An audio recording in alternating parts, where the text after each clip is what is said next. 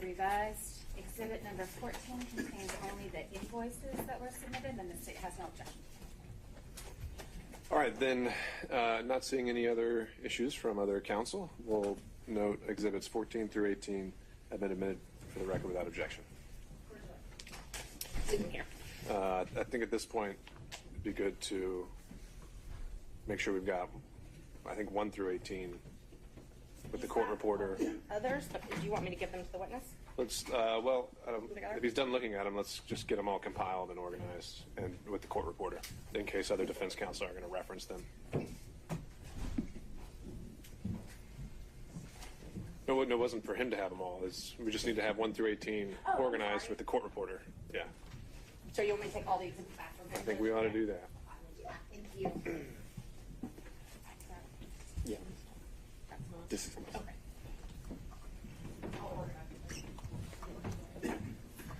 All right, as Ms. Merchant is doing that, let me go down the list. Mr. Sadow.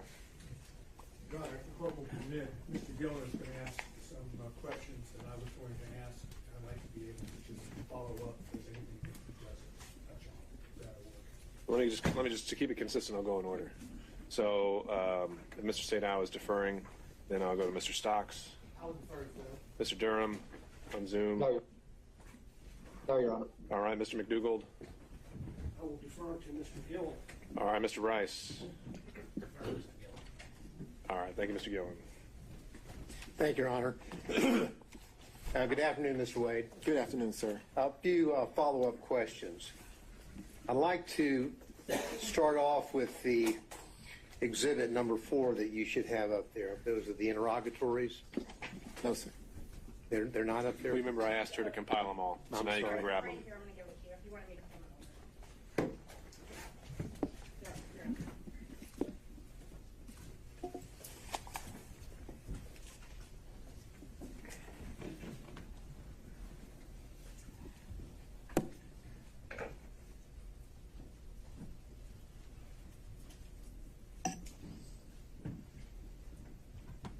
Yes, sir. Okay. Now, these are the interrogatories that you had filed on May the 30th, 2023 in your divorce case, correct? Yes, sir. Now, you went over in part some of those interrogatories, but what I want you to do, because I want to get down to the specific language to clear up exactly what the interrogatories asked for and exactly what you answered, okay? Yes, sir. Now, if we look on the interrogatory that I believe, as we indicated, they're really, I think, on page 2, the one that starts off, describe each instance in which you've had sexual relations. You see that one? Yes, sir. Right.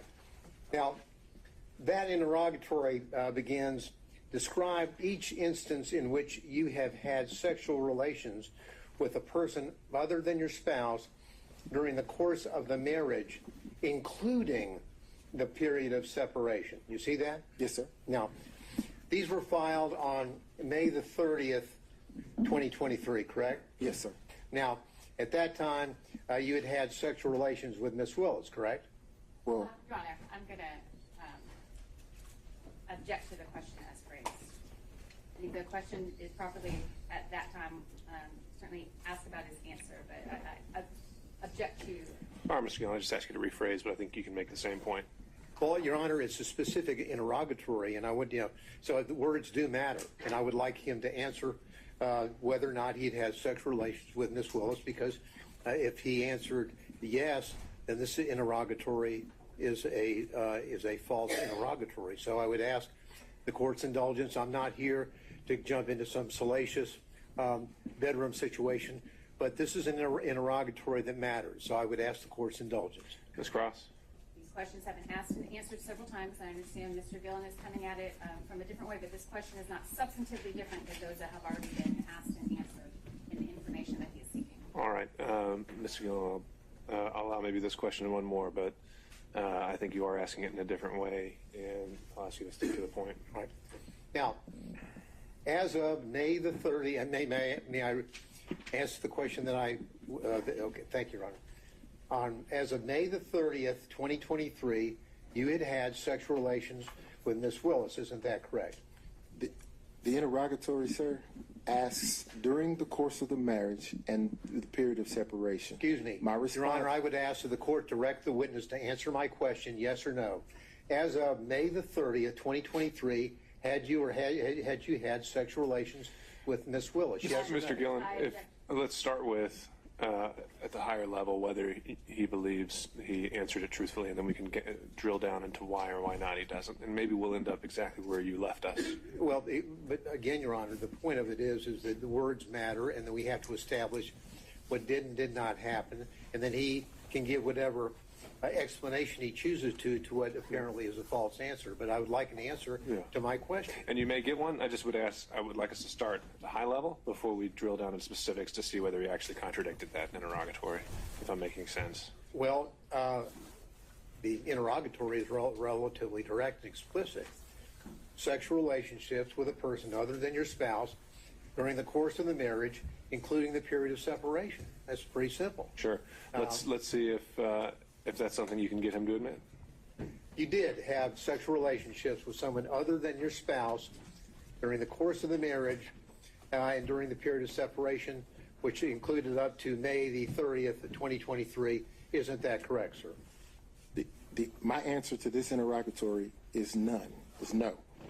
So you're saying that you did not have sexual relationships with anyone outside of your marriage, and the period of separation is during the period.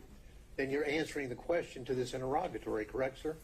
I'm saying during the course of my marriage, I did not have sexual relations to anyone, and this answer is no. Well, again, Your Honor, I understand. You can proceed, Mr. Gillen. We need a yes or no.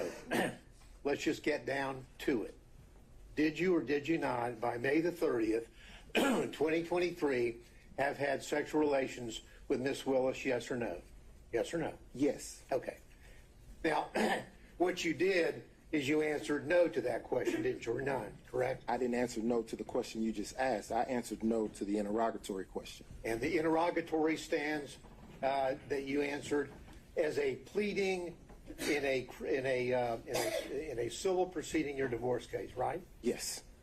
Now, excuse me. The next interrogatory, let's move there.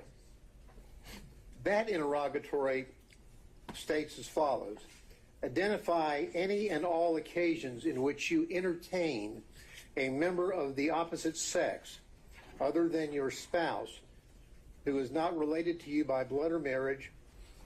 You see that? I do. Now, there are two parts to this. The second part is, I read on, or in which a member of the opposite sex other than your spouse, not related to you by blood or marriage, entertained you. And then it goes on to say, including but not limited to dining, drinking, in restaurants, bars, pubs, hotels. You see that, correct? I do. Now, as of May the 30th, 2023, when you filed this interrogatory, you had in fact entertained Miss Willis on many occasions, had you not? Again, during the course of the marriage was irretrievably broken in 2015. Well, the answer's still no. Let's read what the interrogatory says about the time period required to answer the interrogatory. Because what it says is, it goes on to say, including but not limited to dining and or drinking at any restaurants, bars, pubs, hotels, or persons' homes from the date of marriage to the present. You understand what the word present means? I do. And present means the filing on May the 30th, 2023. Isn't that right? It is. So as of May the 30th, 2023, you had done a lot of entertaining of Miss Willis, had you not? I had done some, yes. And in fact, under your testimony, you would have said that she had also entertained you. Isn't that correct? Yes. And so your answer to this interrogatory is false, is it not, sir? No, it's not false. Well, I hate to dance around the answer is yes, you did entertain Miss Willis, correct? Right? Yes. She's not your spouse at that time or any time, correct? That's correct. She's not related to you by blood or marriage, correct? That's correct. But you entertained her, right? Yes. And during the course from your marriage, the period of time up to the present, so the answer would have been, yes, I did entertain somebody, correct? During the course of the marriage, no. Mr. Wade. Mr. Gillen, I think we've made our point. I think it speaks for itself, and we can save that for argument. I'll just follow up with one quick question. Do you understand what the word present means? Your Honor, that's been asked of us. I think we did cover that already as well. Okay. Now, what has happened from the time that you filed this court document in May of 2023, let's go over some of the things that you had been involved in terms of being entertained or entertaining. Prior to your filing on the answer on the interrogatories on May the 30th, 2023, we've already established, have we not, that you had paid for a Royal Caribbean cruise to the Bahamas with Miss Willis, correct? Yes, sir, with Miss Willis and my mother. Well, your mother's not part of this interrogatory. I'm talking about Miss Willis, okay? So you paid and caused to be paid approximately $3,335 on that trip, Bahamas trip, from October the 28th through October the 31st, correct? Your Honor, objection. I think we've judged this ground several times already. Mr. Gillen, let's cover new ground. Well, I'm just trying to establish with specificity the things that he had done to entertain or be entertained prior to May the 30th, 2023. I'll try to move through it quickly. Sure. Well, that's already part of the record in terms of his prior testimony, and so if you want to link those two things together, you can do that during argument. Well, so let me discuss this. You indicated that during the course of your explanation concerning the Belize trip, that Miss Willis paid you all that money back in cash. Remember? Yes, sir. Now, the Belize trip had just happened, hadn't it? That occurred in March 18th, 2023, right? Yes, sir. So you're filing this maybe 2 months after you have gone to Belize with Miss Willis, correct? Your Honor, again, I believe all of this is our... I think you might be getting somewhere new. We'll see. All right.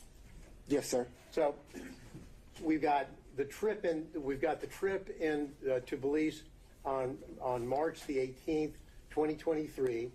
You and Miss Willis, correct? Yes, sir. Now, 2 months later, you file the interrogatories that speak for themselves that we've gone over a few minutes ago, correct? Yes, sir. Now, the March the 18th, 2023, to state the obvious, is before May the 30th, 2023. Will you agree with me on that? I do. Okay. So then you tell us that Miss Willis paid you in cash all the money for the entire trip. It was a gift for you for your birthday, correct? Yes, sir. And I'm sure you probably have the deposit slips where you took the cash and deposited the cash into your account, don't you? I did not deposit the cash in my account. You don't have a single solitary deposit slip to corroborate or support any of your allegations that you were paid by Mrs. Willis in cash, do you? No, sir. Not a single solitary one. Not a one. Now, when Miss Willis would pay you in cash, would you scamper down to the ATM with her and as she drew money out of her account Your to Honor. pay you these thousands of dollars? Mr. Gillen might scamper, but there's been no evidence that Mr. Wade does. I object to the phrasing, the argumentative nature of the question. All right. On that issue, overruled. Did you and Miss Wade scamper down to the ATM machine and have her dry out? For example, on the Belize trip, just on your payment would have been $2,794. Miss Wade, For clarity, yeah, thank you. Pardon me? Miss Wade and I didn't go to Belize. No, excuse me, Miss Willis. I'm sorry. Did you go down to the ATM with Miss Willis while she drew out $2,794 to pay you in cash? That you did you go to the ATM with her? No, sir. She didn't go to the ATM. She carried the cash. Oh, and so she would give you the cash. Did you have a little place in your house where you just stack up all this cash that you apparently got to repay you for these benefits that you bestowed on her? Now, Mr. Gillen, if I answered that, I'm putting myself in jeopardy.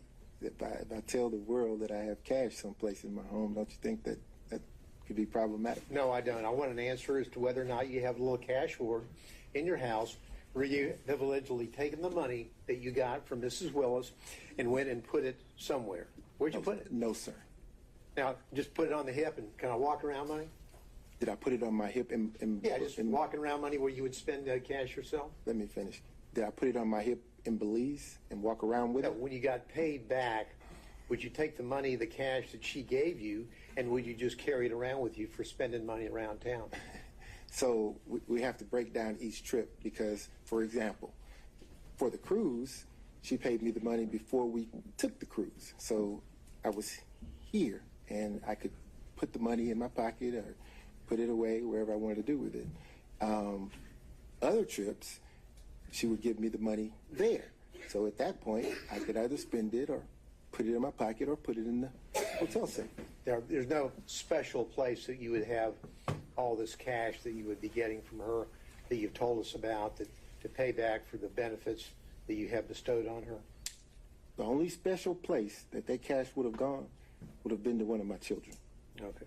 Now, are you aware, have you discussed these pleadings with Ms. Willis? So upon, I don't believe that's an accurate reflection of the testimony, and I don't think that's appropriate for us. I think overruled. You can answer the question. Okay. When you said proceedings, are you talking about the divorce proceedings? Because we were talking about the interrogatories. To that question, the answer is no. If you're go ahead. I'm sorry. Go ahead with your answer. I'll hear the complete answer, then I'll follow up. Okay.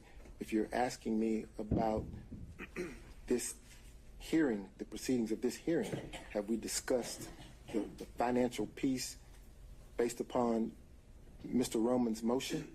Yes. So you have discussed the financial piece. Where did that discussion take place? Conference room. Were you other people there, or were you and Ms. Willis discussing this about what your position was going to be? Relevance of this. Well, Mr. Gillen? and the relevance has to do with suddenly we have a declaration from Mr. Wade in this case where he says roughly equal and then shows one alleged payment by Ms. Willis. No mention of cash, none. So I need to find out a little bit more about how suddenly we have this revelation about cash from the witness stand today. Overruled. So we part company there when you say no mention of cash. If I provided one receipt that didn't amount to what you would think was roughly equal, the rest of it is cash. Well, did you in your declaration, sir, that was filed in this case, did you tell the court in that declaration that the expenditure that you had provided on behalf of Ms. Willis was paid for back by her in cash, yes or no? I believe that I did when I said that the expenses were split roughly evenly. If you could point to me any place in your affidavit where you used the word cash, I would appreciate it. Take your time. I didn't use the word cash, no, sir. No, you didn't use the word cash, did you? But I didn't say that she didn't give it to me in cash. No, you just didn't tell anybody that you allegedly got paid back in cash, right? No, I told everyone who asked. Today. Yes, sir. Now, who else was with you, if anyone else, when you and Ms. Willis were discussing how you would be handling the financial component of the motion here today, that is the personal benefits? I'm going to object to the relevance of that, Your Honor. Mr. Gillen? Well, the relevance is if they know that they're going to be called as witnesses, they've been subpoenaed, and they are discussing what they're going to say, we need to know that. The court needs to know that. It goes to the veracity of Mr. Willis and, Ms. Willis and Mr. Wade. Overruled.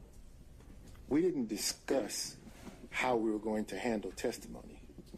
My question was, when you were discussing with Ms. Willis in the conference room, when you were discussing what you perceived to be the situation concerning the benefits or the payments. Yes, sir. Was there anyone else present? No, sir. How long did the meeting take? Probably 5 or 10 minutes. Did Ms. Willis tell you what she was going to say? No, sir. Did you ask her whether she had any bank withdrawals that would corroborate the assertion that she would pay you back in large sums of cash for these trips to the Caribbean, Belize, California, on and on and on? Your Honor, again, I object. The proffer, when the last relevant suggestion was made, was that Mr. Gillen needed to know who else was there. These could be potential witnesses that he could cross-examine. That question has been answered, so I can't object. Okay. I think it's still exploring possible bias or motive to shape his testimony, so overrule on that ground. Thank you.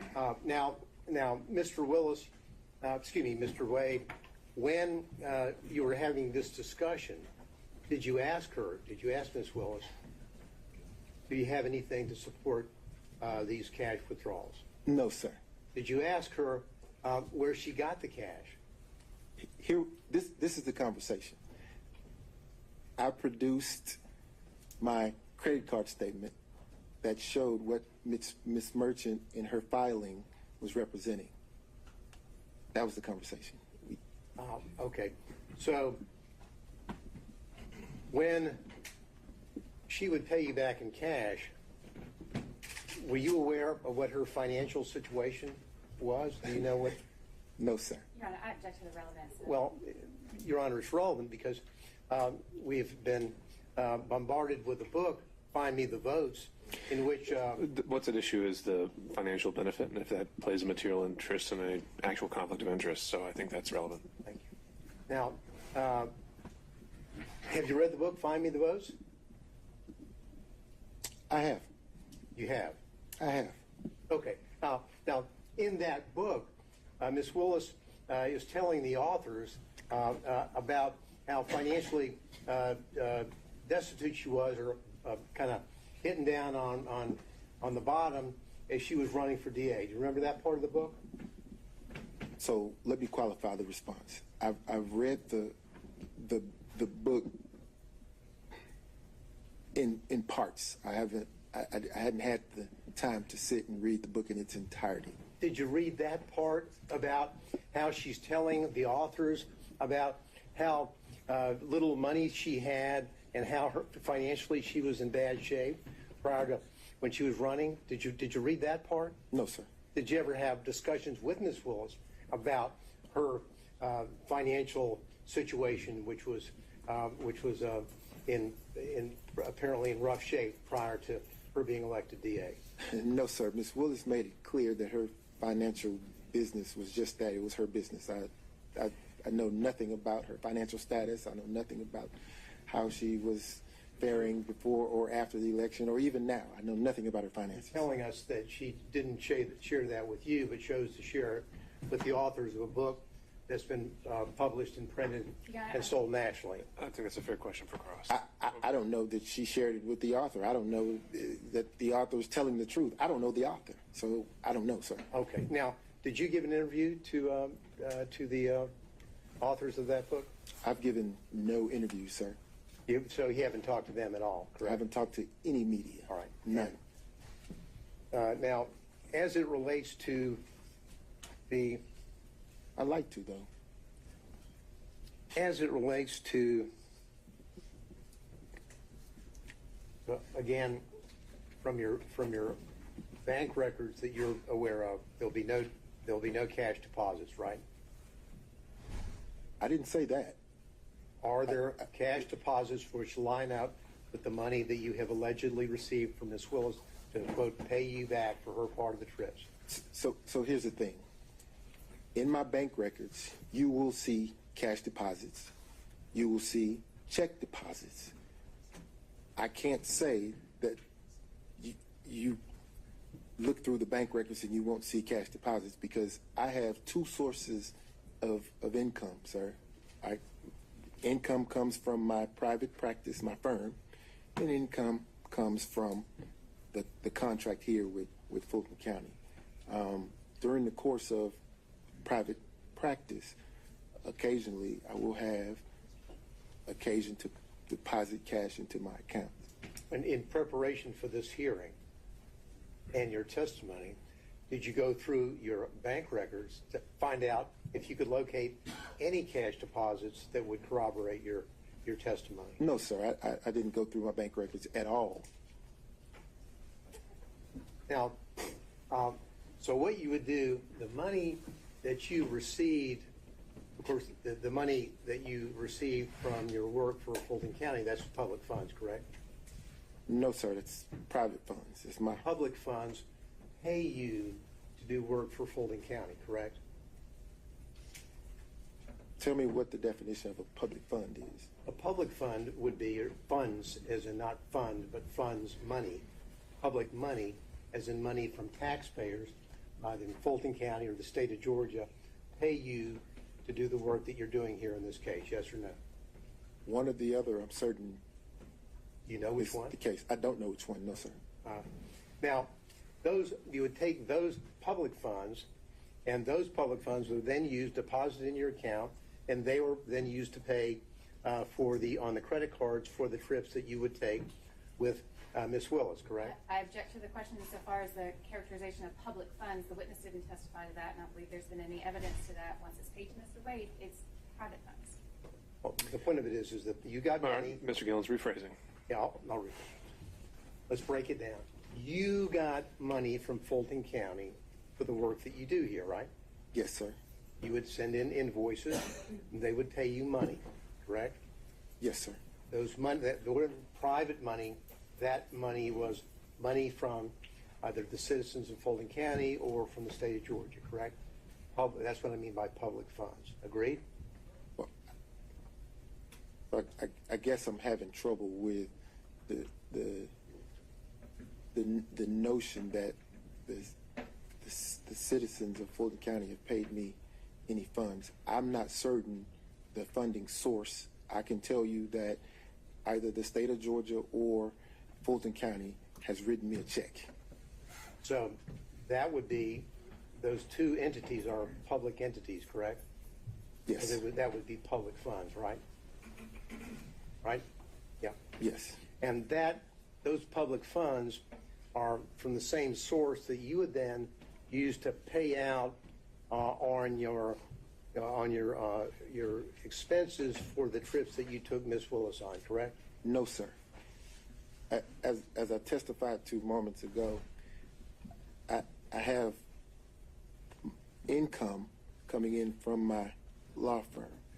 I also have income coming in from the funds that we're here discussing now from either the state of Georgia or Fulton County and or both. I'm not certain what it is. So What to say Sorry, that I didn't mean to that cut you I'm- off. Go ahead.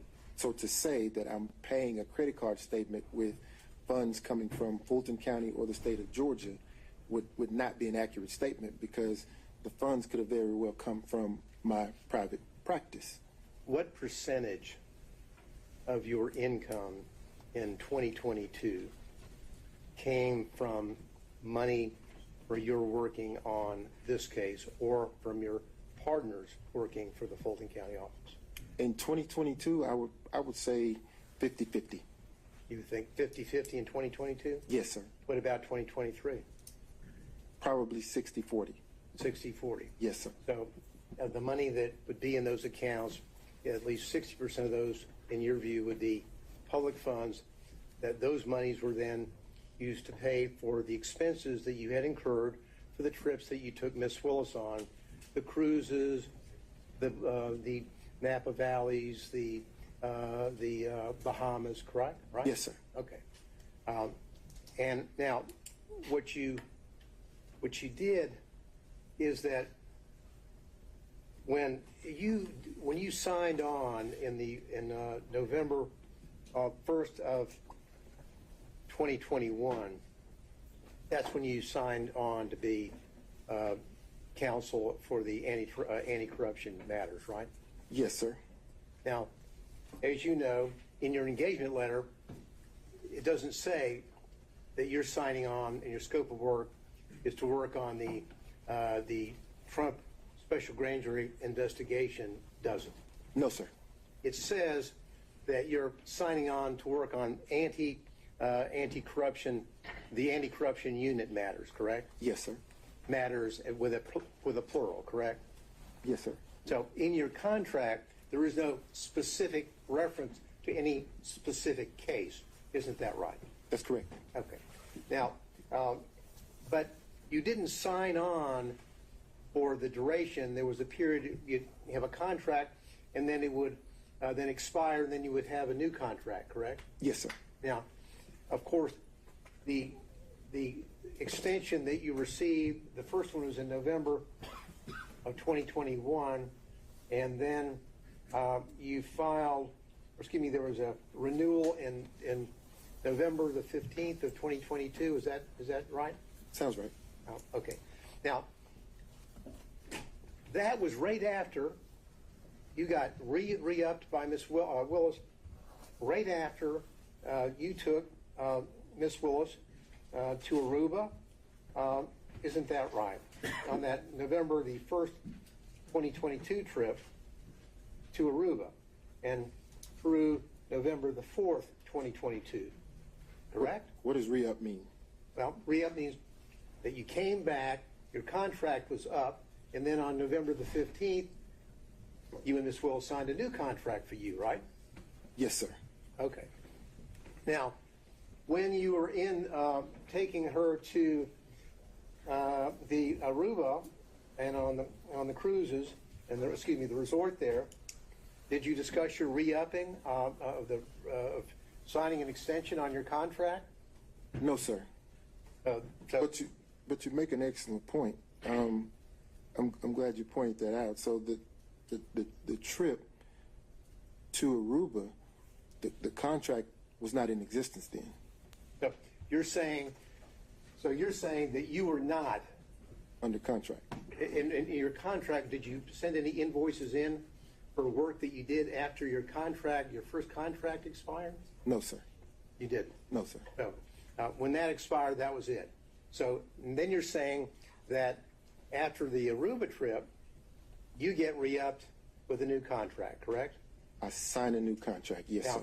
was there any modifications on that contract? Did you get an extension on the cap that you were limited on the first one? Were there any modifications at all, Mr. Willis? Excuse me. I've done that again. I apologize. I've been called worse. Wait, I'm sorry. I've been called worse. Now, were there any modifications on that? Do you have the contracts in front of you where you could? I don't have it in front of me, but I think that Birch is going to. Because I believe as the work gradually, as the time of the work gradually increased, the hourly cap would increase. In other words, starting out the investigation, it was impossible to anticipate the level of cooperation during the course of the investigation from some of the witnesses. So if you assume that there would be great cooperation with the witnesses in terms of interviewing and speaking and being voluntarily speaking with you, it doesn't take as much time. So after getting into it, realizing that most of the witnesses were not willing to speak or willing to turn over evidence or information, quickly you figure out that this is going to take a little more time than originally anticipated. And because of that, you have to compensate for those hours. That's why there was a compensation on your extension? Yes, sir. The caps. A cap. Now, did Mrs. Willis, did Ms. Willis review your invoices with you when you would submit them? Never. Did anyone ever question whether or not you worked 24 hours in one day and billed 24 hours in one day? I've never worked 24 hours in one day and billed 24 hours in one day. Okay. And I'm glad you asked me that question because I'd like the opportunity to talk about that. I think you should go ahead. So, if you look at that invoice where it says 24 hours in one day, it actually doesn't say one day. If you look at the top of the invoice, it says date completed. The date that's reflected on that invoice reflects the date that the work was completed. It doesn't say when it started. It just says this is the date that is completed. So if you go through the invoices, probably around the first 5 or 6, you'll see that that's the billing format. I would bill only after that particular task has been completed.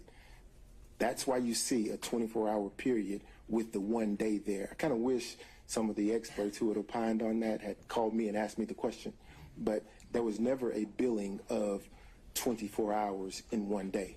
Now, probably around the 6th or 7th invoice, you see the format changed. I started using a range so that it got less confusing, right? I'm confused, so maybe you can correct it. Okay.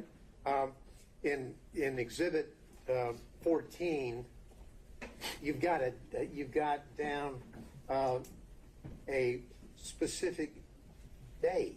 Mm-hmm. Prepared cases for pretrial, November the 5th, 2021, 24 hours at $250 an hour, 6,000. Now, this wasn't about a range. It was about the work that you did on November the 5th, 2021. No, Mr. Gillen, look at the top of the invoice where it says date completed. What I want you to do, Mr. Wade, is focus on the date that you have down there and tell the court what you billed for on November the 5th, 2021. I thought it was already in. I thought 14 is in.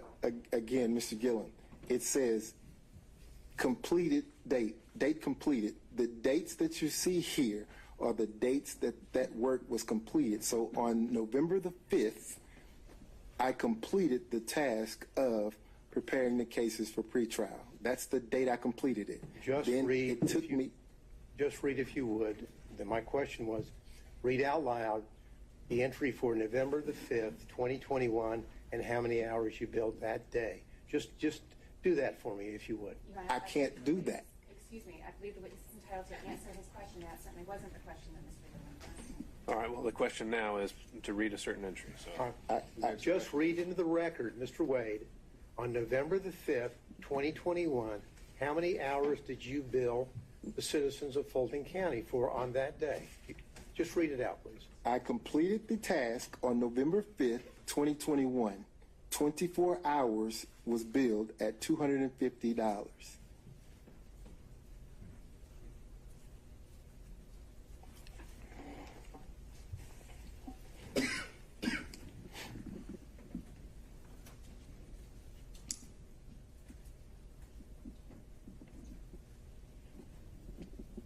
Now, when you talked about your relationship with Ms. Willis, and your testimony is that it began in 2022. You remember that testimony?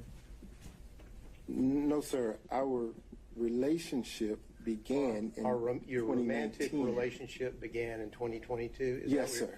That's your testimony? Yes, sir. Okay. Now, when you were re-upped on this contract, you had a romantic relationship already established with Miss Willis, yes or no? In 2022? You know, when Yes, you were sir. re-upped on November the 15th, 2022, you had a romantic relationship with Miss Willis. I signed the second contract. Yes, sir. Answer my question, please. I'm not going to use the words re-up. Signed up on the we re-up or whatever you want to call it, your contract on November the 15th, 2022, you had a romantic relationship already existing with Miss Willis, yes or no? I signed the contract, the second contract, yes, sir, during the course of a romantic relationship. Yes or no, you had a romantic relationship with her at the time that you signed up the extension on November the 15th, 2022, yes or no? The answer to that question is yes. Thank you. Now, this was before the special purpose grand jury released any report. Isn't that correct? Correct? Are you asking me if it's before the work was completed or before the special purpose grand jury actually publicly released the report? When they Those are released two the different. report. Your relationship with Miss Willis already existed when the special purpose grand jury released its report, correct? At the time the report was released, yes, sir. But you understand that the report had the work had been completed prior to the release of the report. You understand that? And your relationship with Miss Willis, of course, was prior to the indictment in this case, correct? Yes, sir.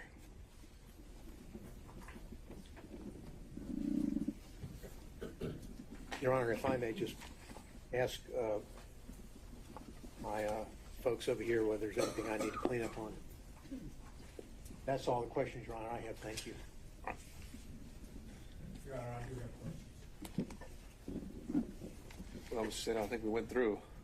No, I had asked you for permission, but he was going to go first on this, and then I was going to follow up. That's the deferment, was to allow him to go first.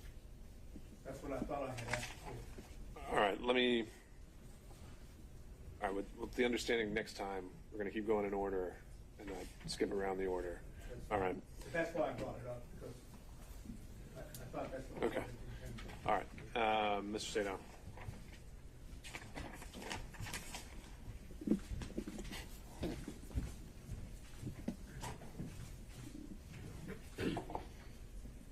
I'm going to try to keep my questions very specific. Yes, sir. Okay? Yes, sir. And I'm going to also, of course, try not to go back into specific questions that have already been asked. Okay? Yes, sir. When did your relationship with Miss Willis end? 2023. Can you give us an approximation of, not by date, but by month?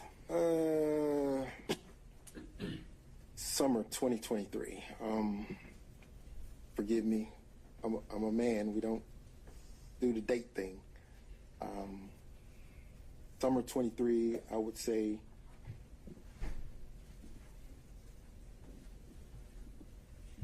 June, maybe. Okay. Using the euphemism personal relationship, did you have any personal relationship at all with Miss Willis after the summer of 2023?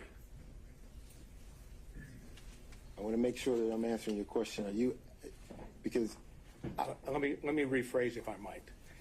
The way it has been characterized in, for example, the response of the state, and I believe in your affidavit, is there's a difference between a personal relationship and a professional relationship.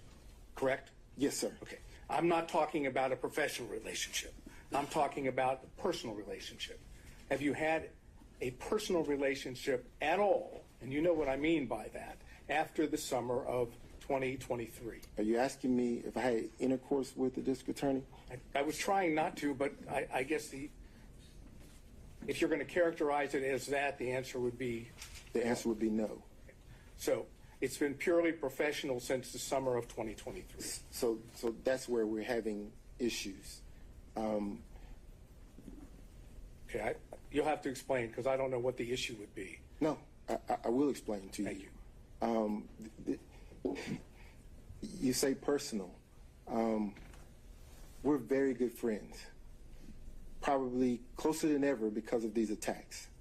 But if you're asking me about specific intercourse, the answer is no. How about if I change it from intercourse to romantic? No. Okay. During the direct examination, you made a statement, at least I believe I heard it correctly, that you, personal relationship, and now I'm talking about that characterized the sexual romantic relationship, was not a secret. Is that correct? Wait. If you're asking me if people knew that we were having sex, no, they didn't. I'm asking you whether the people knew that you were dating, whether you were romantically involved. You said that it was not a secret. Oh, it wasn't a secret. It was just private. My mother knew, obviously. Okay. Did anyone in the district attorney's office that has worked on this case know that you were dating or had a romantic relationship with District Attorney Willis? I don't know what they knew. Well, did you tell anyone? No, Do you have any knowledge of whether Ms. Willis revealed it to anyone? I have no clue. Okay. So as far as you know from personal knowledge, no one in the DA's team knew, correct? That's correct. Okay. So if it was a legitimate relationship, is there any particular reason why it was kept secret or private? Wasn't kept secret. It was kept private. And the purpose for that was? It's what we chose to do. I'm asking you why, though, not just because you chose. Why, if you're dating someone, why keep it private? So, a few reasons. The first one is, and I want to say this respectfully in the right way, there are some people who are in the public eye who just don't like it, don't wish to be there. I have tried to have lunch or dinner with her publicly, and I can't count the number of people that would approach the table or would accost us as we're trying to walk into a restaurant and just have lunch or have a meal. It is not secret, it is private. We don't want the world asking questions or interrupting that time. So we weren't trying to keep anything a secret, Mr. Sadal. There's nothing secret or salacious about having a private life. Nothing. I'm not suggesting that there was. I'm asking the questions.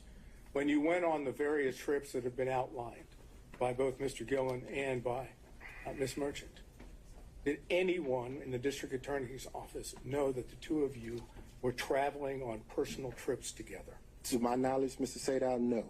Okay. And again, that was for privacy, according to your testimony. Privacy, yes, sir. Okay. Did you and Ms. Willis go to the Hapeville condo prior to your relationship starting the beginning of 2022? Prior to having physical contact, prior to having intercourse, did we go to the Hapeville condo? Again, you keep going to intercourse. I'm trying not to, but fine. The answer to that, my question would be yes. Did you and Ms. Willis go to the Hapeville condo prior to what I want to say November 1st of 2021? Yes. Okay, and the purpose for going to the Hapeville condo with Ms. Willis prior to 2021 would have been what? Or prior to November 1 of 2021? Could have been any number of things, because at that time... That's what I'm asking, so tell me. Yeah, could have been any number of things, because at that time, she had a friend living in that condo. Miss Yurdy lived in that condo. Okay. So, maybe it was my question was poorly worded. Let me try again. Your answer is yes, prior to November 1st of 2021, you would have gone to the Hapeville condo and been there with Miss Willis, correct? Yes. And you would have been there, as you indicated, for many reasons, right? Yes. Can you give me, just list a few of the reasons? Miss Yurdy resided there, went to visit her, maybe went to talk about a document that I received. You would go to the condo to talk about a document that you received? Absolutely. Okay, go ahead. Absolutely. Any other reasons? None come to mind. None come to mind? No, sir. And would you say that was frequent? When I say frequent, do you think prior to November 1st of 2021, you were at the condo more than 10 times? No, sir. So it'd be less than 10 times? Yes, sir. So if phone records were to reflect that you were making phone calls from the same location as the condo before November 1st of 2021, and it was on multiple occasions, the phone records would be wrong? If phone records reflected that, yes, sir. They'd be wrong? They'd be wrong. Okay. Where did you live during that time period? Same place I live now. Which is not in Hapeville, correct? It is not in Hapeville. It is north of Atlanta, the city of Atlanta, correct? It is. Okay. And any other reasons why you would be in the Hapeville area on multiple occasions prior to November 1st of 2021? Let's see. The Porsche experience is there. I'm sorry? The Porsche experience is there. Okay, so that would have been one. Any other reason? Yes, sir. The airport is there. Airport in Hapeville. Yes, sir. Delta Airlines is Okay. headquartered there. Let's see. Restaurants there. Okay.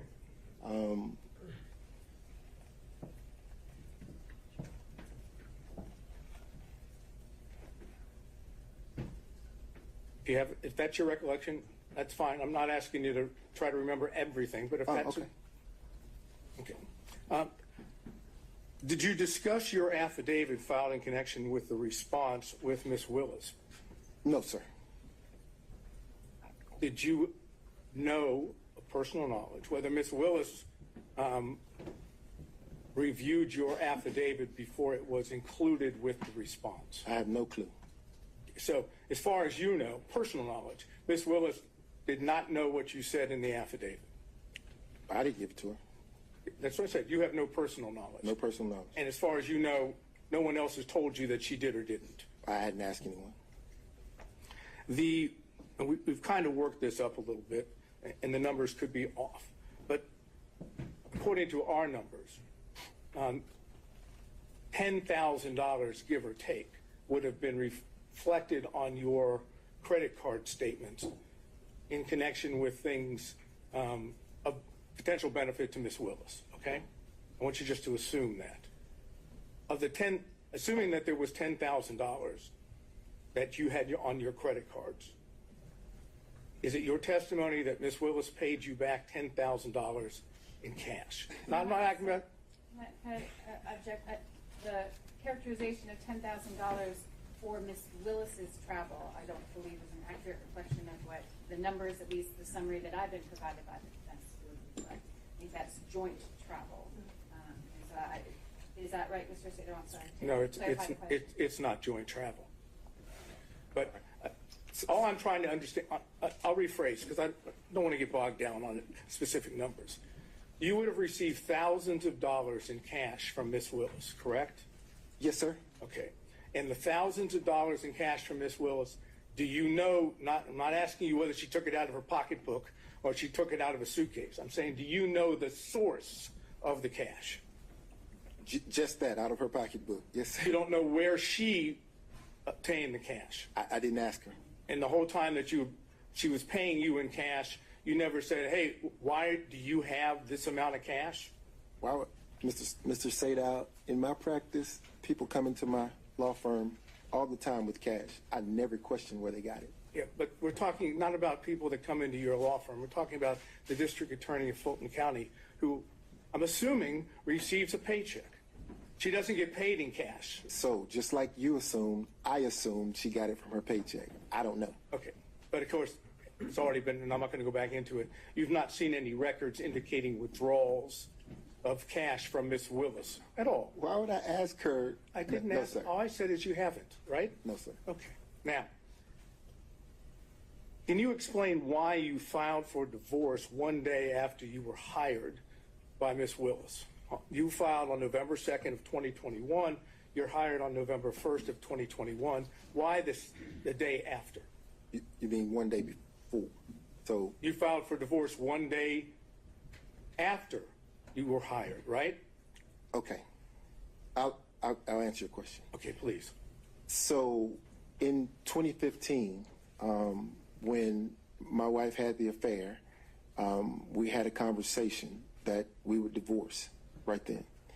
Again, the better practice, at least for my children at the time, was to stay in place until the youngest could graduate and matriculate into college. We did that. When she graduated, matriculated into college, at the time my wife had moved back and forth to Houston, to Texas. So she's in Texas. We take our child off to college. We come back to Georgia for a brief period of time. Divorce gets filed. She gets served. There we go. Now, the reason that date was selected. Yes, sir. That's what I asked. The specific reason that specific date was selected was because she was only in town for a brief. Your Honor, this is attorney-client privilege. Why he decided to file his... And why do you have the right to object on his behalf for attorney-client privilege? Because... Well, I'll make a formal objection. All right, there we go. And I believe that he's already attempted to answer this question, and there was no privilege raised. So he's given a partial answer, and now he's about to finish that. So first of all, I don't think it's covered by attorney-client privilege, and I'll deal with that if you want me to. But otherwise, he's already answered part of it. So he doesn't get to say, now I'm going to stop. So, Well, it was a long preface, but I don't think it ever actually got to what might have been at issue there. So if you can lay the foundation, we'll deal with the objection. okay. Take a step back, okay? You realize that an attorney-client privilege is the privilege of the client, correct? Yes, sir. And you, in connection with your representation, at least has been proffered to the court by Mr. Bradley, that it's up to you to decide whether you want to raise the privilege, right? Yes, sir. It's not up to Mr. Bradley. Yes, sir. So you have the power, in order to get to the truth of the matter, you have the power to waive the attorney-client privilege, do you not? I believe that's an inappropriate question. Certain privilege is there. Whether he uses it or not, it doesn't matter why.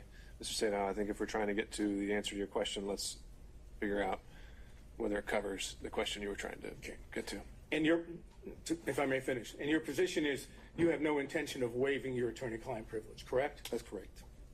All right, so now, can you answer the question why you waited until November 2nd, the day after you were hired by Ms. Willis, to file for divorce? I can. Okay. So, again, Joycelyn had relocated to Texas, and she had been in Texas for months. She was only here for a brief period of time to drive my daughter's car back with her. And when she came here to do that, I was able to then get her served.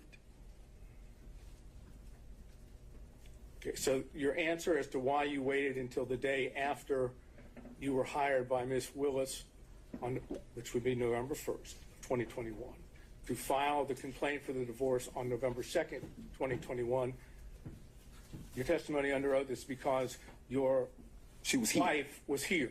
But had not been here in October, had not been here in September, had not been here in August of 2021. She had been in Texas taking care of her ailing mother and your testimony, an aging father. So the first opportunity that I had after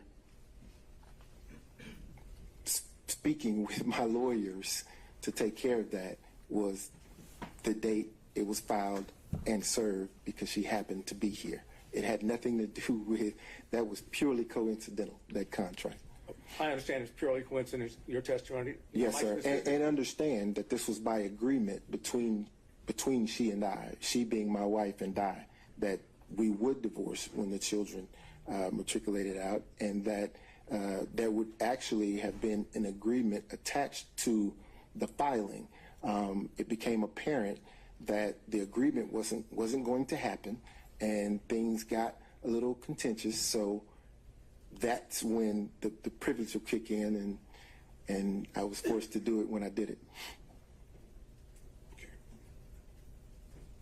So if I understood correctly, again, you tell me if I'm wrong.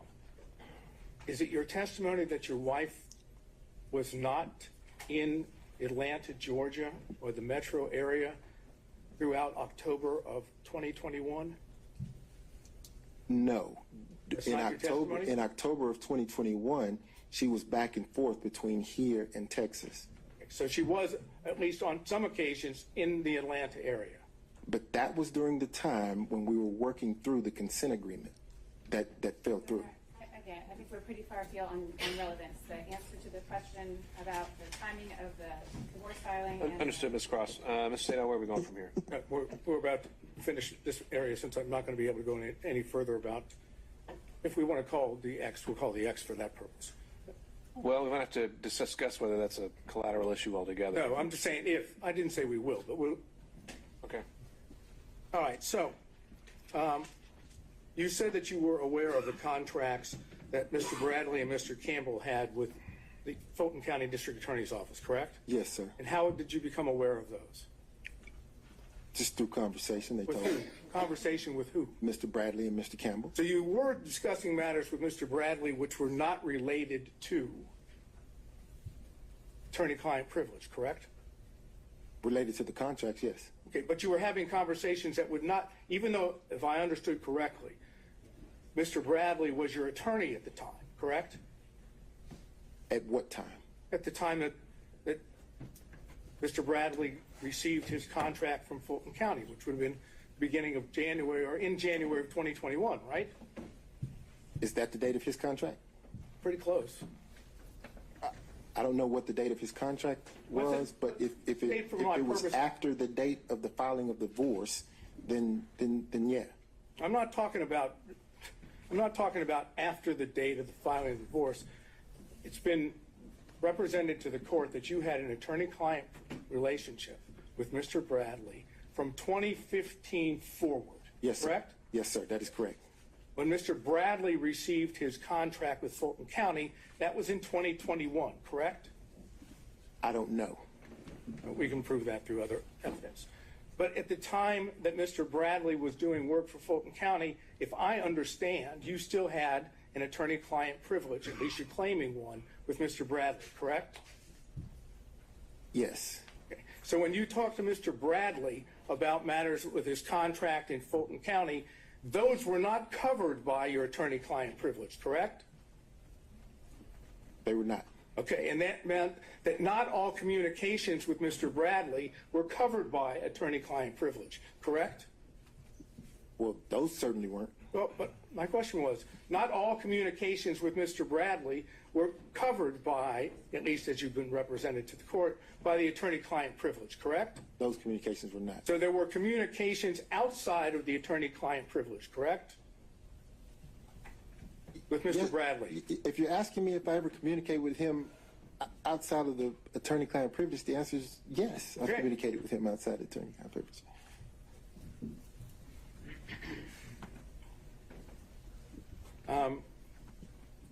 Let's finish this up.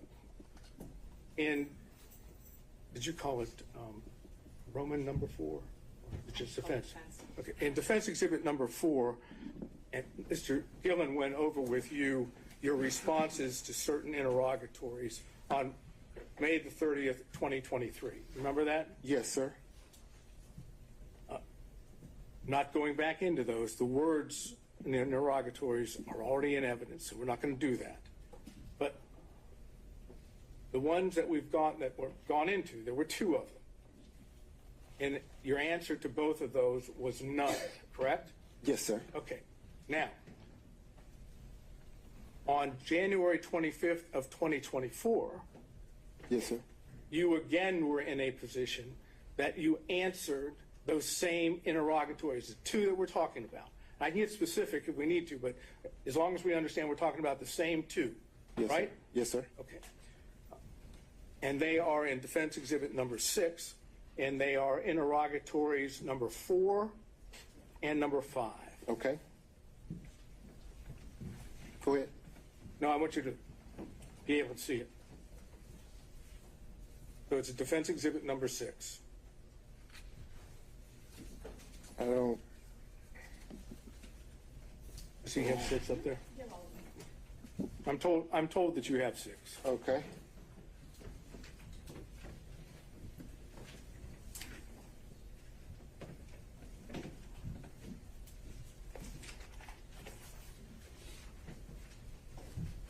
Here we are. Okay. You would agree with me that in defense exhibit number 6, and we're talking about interrogatories of January 25, 2024, Yes, sir.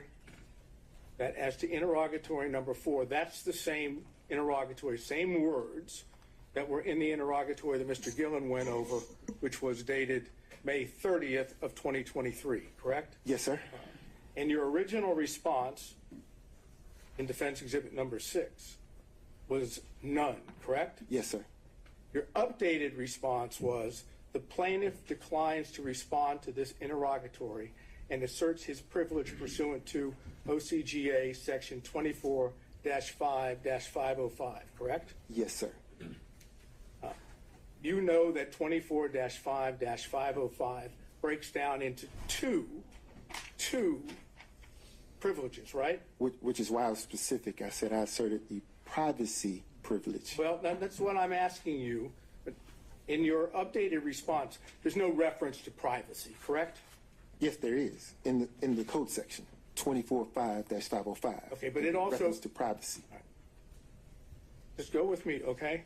That code section says, does it not, no party or witness shall be required to testify as to any matter which may incriminate or tend to incriminate such party or witness, or which shall tend to bring infamy, disgrace, or public contempt upon such party or witness. You'd agree with that, right?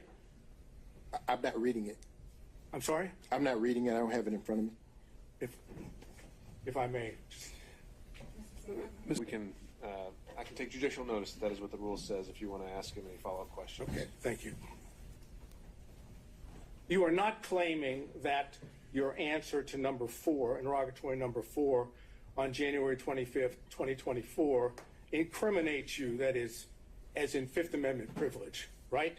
That's correct. You're claiming the second part, that it would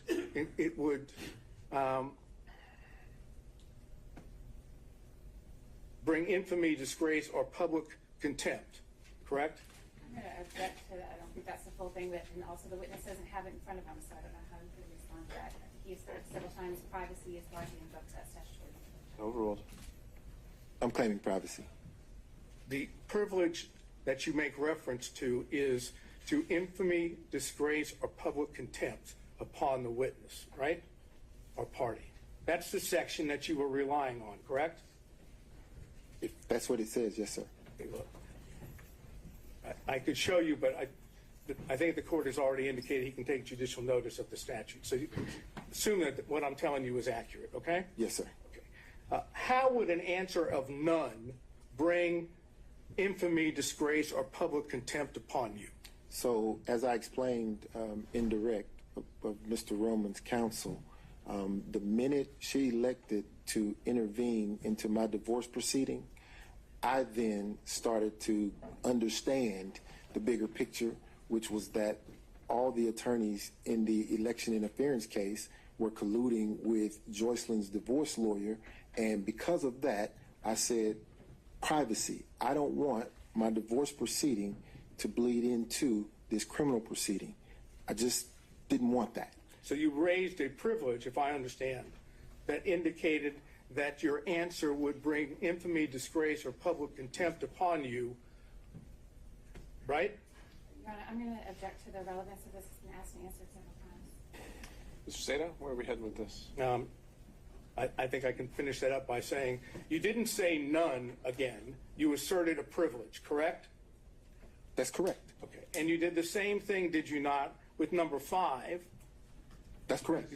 That is, you didn't say none again, right? Correct. Okay. Is the answer to the interrogatory number 4, as you have it in front of you, is the answer none? Is that the truth? The answer is, to that interrogatory, is as I placed it at the time I responded, sir. I'm That's asking the you answer. now, is the answer to that interrogatory The answer none? the answer is still privilege. All right. So he's apparently electing to apply the same privilege, Mr. Seda, to that exact same question. And I have a case which indicates that we can get beyond that if the court deems that appropriate. And to what end? To what end? Where? That the privilege actually does not apply and he must answer the question. And where does that get us? Even if he answers the question, hasn't he already kind of said everything he has to say about the nature of the relationship, how long it lasted, when it ended? No, I think it would prove, I think if he is forced or compelled to answer the question, he will either answer it falsely by saying none, or he answers it truthfully by saying yes, and then telling us what it is. That's what I believe. That's why I'm asking. But the interrogatory you're referring to, though, the question contained there, Two interrogatories, yes, sir. it's the entertaining one, it's whether there were other relationships, right? With a specific language that's in the interrogatories. Sure. Haven't you already covered that in all the other questions that we've had so far? But we have, but again, the court could, if I could require or compel an answer from him as to whether his answer would still be none, then we would know whether or not he was telling the truth now. If the answer is no, then obviously there was a time in the past where he was not. It simply requires him to now answer under oath what he refused to answer and claimed, what I might suggest is a bogus privilege, and that you can pierce that privilege because it's a material fact in connection with this case. Again, it's a call that Your Honor makes. I have case law that says you can do that, but it's your discretion. Ms. Cross? Your Honor, Mr. Wade's been on the stand now for several hours. He's been asked and answered very personal questions that I believe cover the issues. Mr. Satan was making an argument, and this is probably an argument to make for the later to the court and not a question to propound here. So as I see it, the only relevance these interrogatories have to this case really whatsoever would be as either prior inconsistent or consistent statements. And to that end, I think the question has been put to him again and again and again.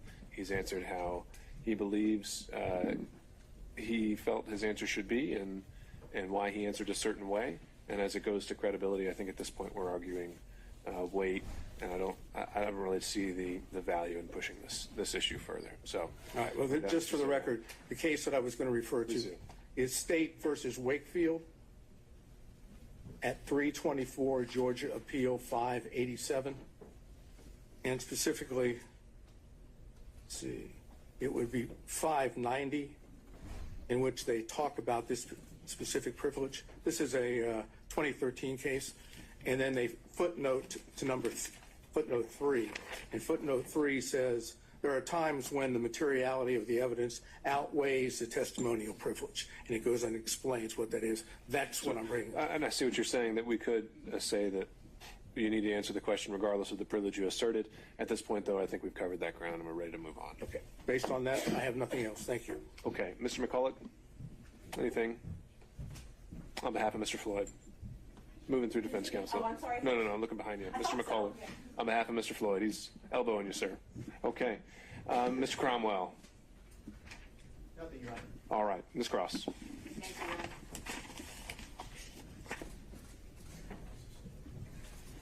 Mr. Wade, have you still got exhibit number 14 in front of you? The one with all of the invoices, I believe. I have them all. All right. So you were asked, Mr. Wade, about a couple of the invoice items. And your testimony, I think, was that the percentage of income post special counsel appointment in November 2021, the percentage of your income roughly after that time was about 50-50 Fulton versus other income from your law practice, correct? Roughly, yes, ma'am. Okay. Sometimes more, sometimes less? Yes, ma'am. All right. How about your time? I'm interested in the percentage of your time from November 2021 to, let's say, the close of the special purpose grand jury when it was dissolved in January 2023. Can you estimate for us the percentage of your time that was spent on Fulton County work versus other work? Oh, gosh. 99% of the time here in this building working on this case. All right. It was, as I understood your testimony, it was an intense period in terms of hours while that special purpose grand jury was meeting, correct? Yes, ma'am. And who was head or manager of the election integrity case during that time for the district attorney's office? I was. You were coordinating the efforts? Yes, ma'am. And those efforts included not just the proceedings that were happening in this building, correct? That's correct. We don't need to go all through it, but is your representation that 99.9% of the time, let's restrict it to 2022, 99% of your professional working time was devoted to this case? Yes, ma'am. And the remainder, whatever it was to some of your other cases that were ongoing? Yes, ma'am. All right. 2022, I want to focus on that a little bit because if we are looking at, I believe, the financial affidavits, do you have those in front of you as well? I do. The financial affidavit that was filed in your divorce case in January 2022, you estimated your monthly income at that time was $14,000 a month, right? In 22? January 22. Yes, ma'am. January 23, what'd that number come to? 9,000. What about 2024? I don't know. Is that there in front of you? Is that one? That's not one of the ones that's there in front of you? No, ma'am. All right. So as reflected in those financial affidavits, your income decreased as a result of your work in this case, correct? Significantly. The structure of your firm, we talked a lot about that, and I don't want to go through it anymore, but than we need to. But 2022, the structure of your firm changed. Is that correct? That's correct. All right. In the early part of 2022, there were 3 of you. You and Mr. Campbell and Mr. Bradley. You split expenses. Is that right? That's correct. And you profit shared among yourselves, correct? Correct. Right. After Mr. Bradley left the firm, then there were just 2 of you, correct? That is the cause of the significant change. Yes, ma'am. So now you have 2 people bringing in income, correct? Correct. And one of those people, you, is spending almost all of your time devoted to this election integrity case, correct? Yes, ma'am. Right. And your income from this election integrity case is less than what it was the year before. Yes, ma'am. We talked about the monthly caps, or we didn't talk about it. There was talk about the monthly cap that was included in your contracts, indicating there was a certain threshold that you could reach, number of hours a month, and over that amount you were not going to be compensated, correct? That's correct. All right. And you kind of smiled when you said that. That's a little bittersweet there, isn't it? That's bitter. All right. Exhibit 14, is that still there in front of you? It is. I want you to take a look, please. That's a collection of exhibits that includes all of your invoices, as was represented. I want you to take a look at invoice number 9. Yes, ma'am. Is that there in front of you? I have it. Invoice number 9, Mr. Wade, indicates that you performed hours of work that you were not compensated for because your cap had been reached. Yes, ma'am. I want you to take up, and what did you do in those circumstances? When the hours that you worked per month were more than the cap that was in your contract that you were permitted to be paid for? I was forced to lose that time. I didn't get paid for it. Okay. And that's what exhibit number 9 shows? Yes, ma'am. All right. And in exhibit number 9, you've got a task, hours that were completed, and you just didn't bill for it. You noted the time and then a 0 beside it because you didn't bill the county for that time. Yes, ma'am. All right. What about exhibit number, invoice number 13? Can you flip to that for me? I have it. Is that a similar situation? Yes, ma'am, it is. And what is it on invoice number 13?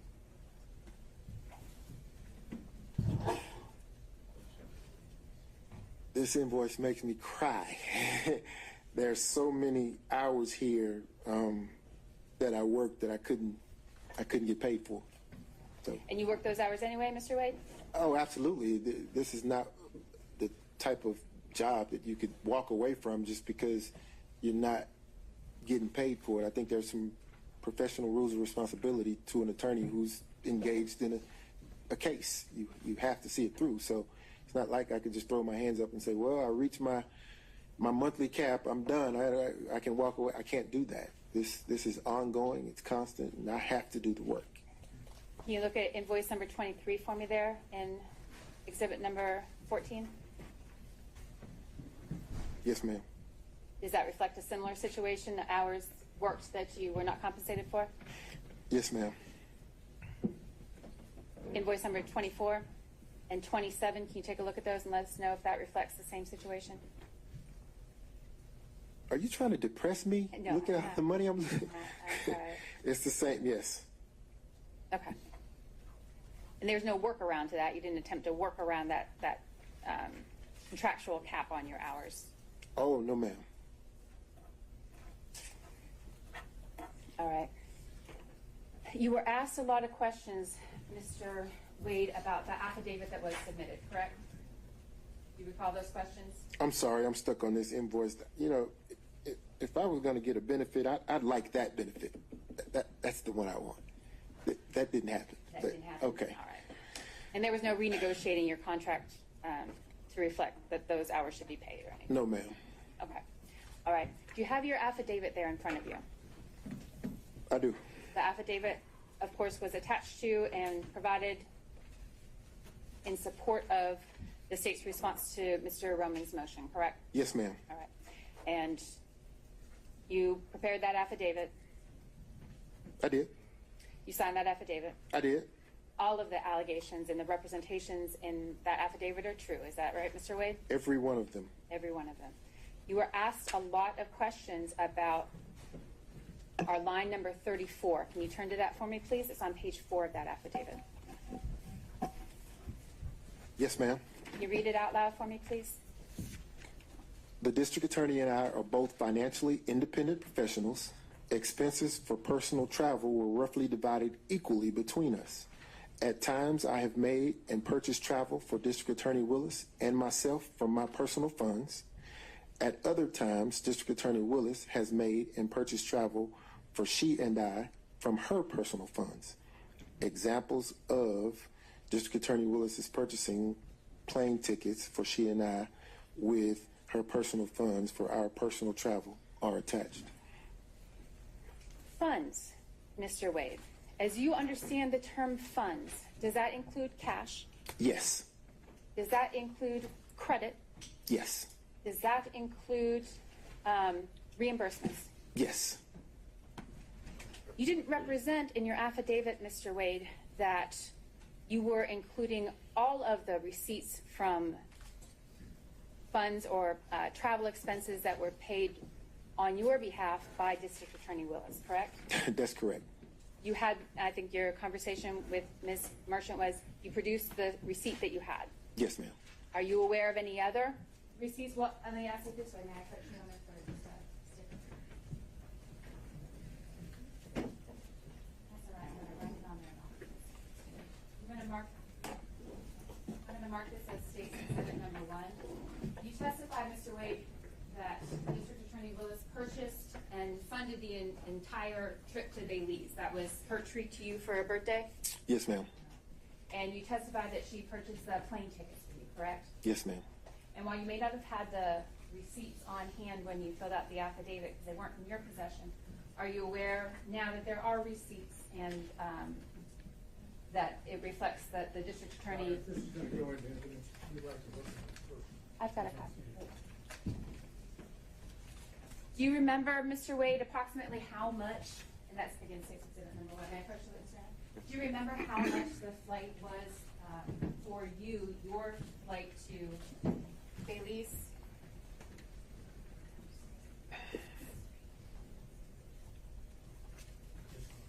And if you don't, I'm not tendering it for you, I'm just asking you to take a look at that and see if that refreshes your recollection as to the amount that plane ticket cost that was extended by District Attorney.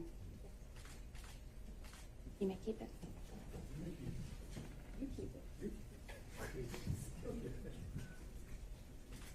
Does that refresh your recollection, Mr. Wade? It does, thank you.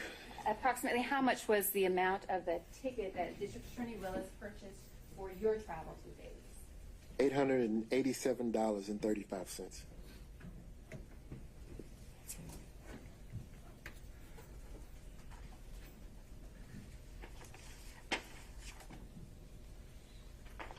And I'm not tendering it, Your Honor, but I will leave it with the court reporter for reference.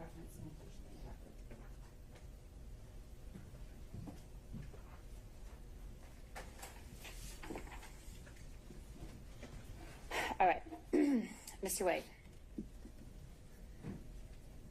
Your testimony here in court today and consistent with your affidavit was that the personal relationship, I think we called it dating today as well, the personal or dating relationship between you and the district attorney began sometime in early 2022, March, I think was your testimony, is that right? Yes, ma'am. Right. And that March date isn't included in the affidavit. The affidavit is less specific, but that was your testimony today? Yes, ma'am. And that there was no personal or dating relationship prior to that time, right? None. Right. Mr. Wade, I'm sorry. I'm going to direct your attention to 2020. In 2020, were you dating the district attorney? No. 2020, that was during the COVID pandemic, correct? It was. Was there a situation for you, Mr. Wade, that made you particularly vulnerable during the COVID period? Yes, ma'am. In 2020, and a portion of 21, I was battling cancer, and that prevented me from pretty much leaving environments that aren't sterile, and I had health on my mind. You were particularly cautious during that time. Yes, ma'am. Were you dating anyone in 2020? No, ma'am.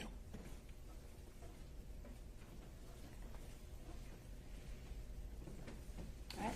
Thank you, Mr. Wade. That's all I have. Ms. Merchant, recross on those points only. Yes, thank you. All right, Mr. Wade.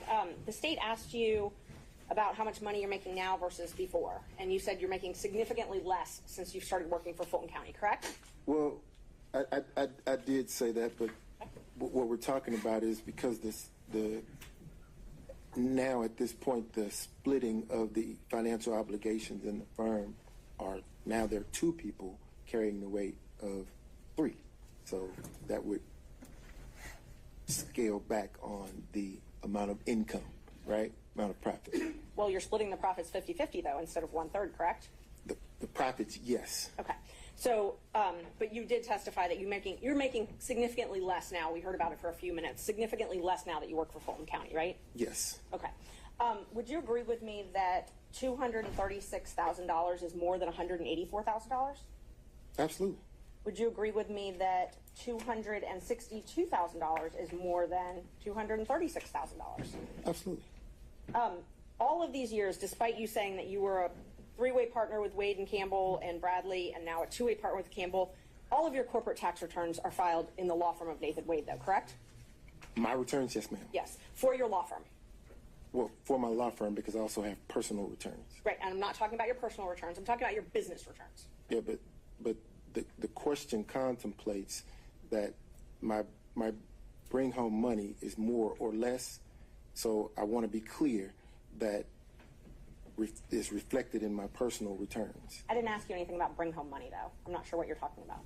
What I'm talking about is your question was the portion of my testimony dealing with earning significantly less money. No, my question is I'll just break it down. During 2019, you filed your business returns. I'm not talking about your personal. Your business returns for the law firm of Nathan Wade only, correct? I filed personal and business. Yes, ma'am. And even though you said you were partners with Bradley and Campbell later on, you filed your business returns not with them, but as a solo practitioner, correct? I see where you're going. There's a different return for that Wade, Bradley, Campbell entity. And I'm not asking about that. What I'm asking about is during the years 2019, 2020, 2021, and 2022, you filed a business return for the law firm of Nathan Wade. Yes, ma'am. And in 2019, you said that the law firm of Nathan Wade made $184,000, correct? No, I don't know. Does that sound familiar? Does that sound about like what you made in 2019 and reported on your taxes as a business law firm? If that's what's on the return, yes, ma'am, you're right. Okay, and I'm happy I can bring those up. I've got one copy. I'm not planning on admitting them because they're tax returns, but okay. All right, may I approach, Judge? Yeah. Thank you. So in 2019, gross profit for the law firm of Nathan Wade is $184,000, correct? Let's see.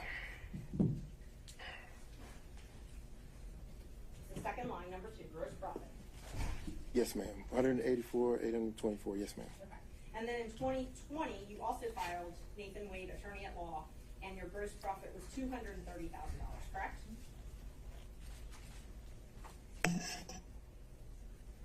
Yes, ma'am. And in 2021, you also filed as a solo Nathan Wade PC attorney at law, and your gross profit was $236,000, correct? Yes, ma'am. And then in 2022, you filed as a solo practitioner Nathan Wade, and your gross income was $262,000, correct? Yes, ma'am. Okay. I'm not going to end the business. I've got your social. But nowhere in these documents do you document that you received cash payments from Ms. Willis, correct? I don't. I hadn't looked through them.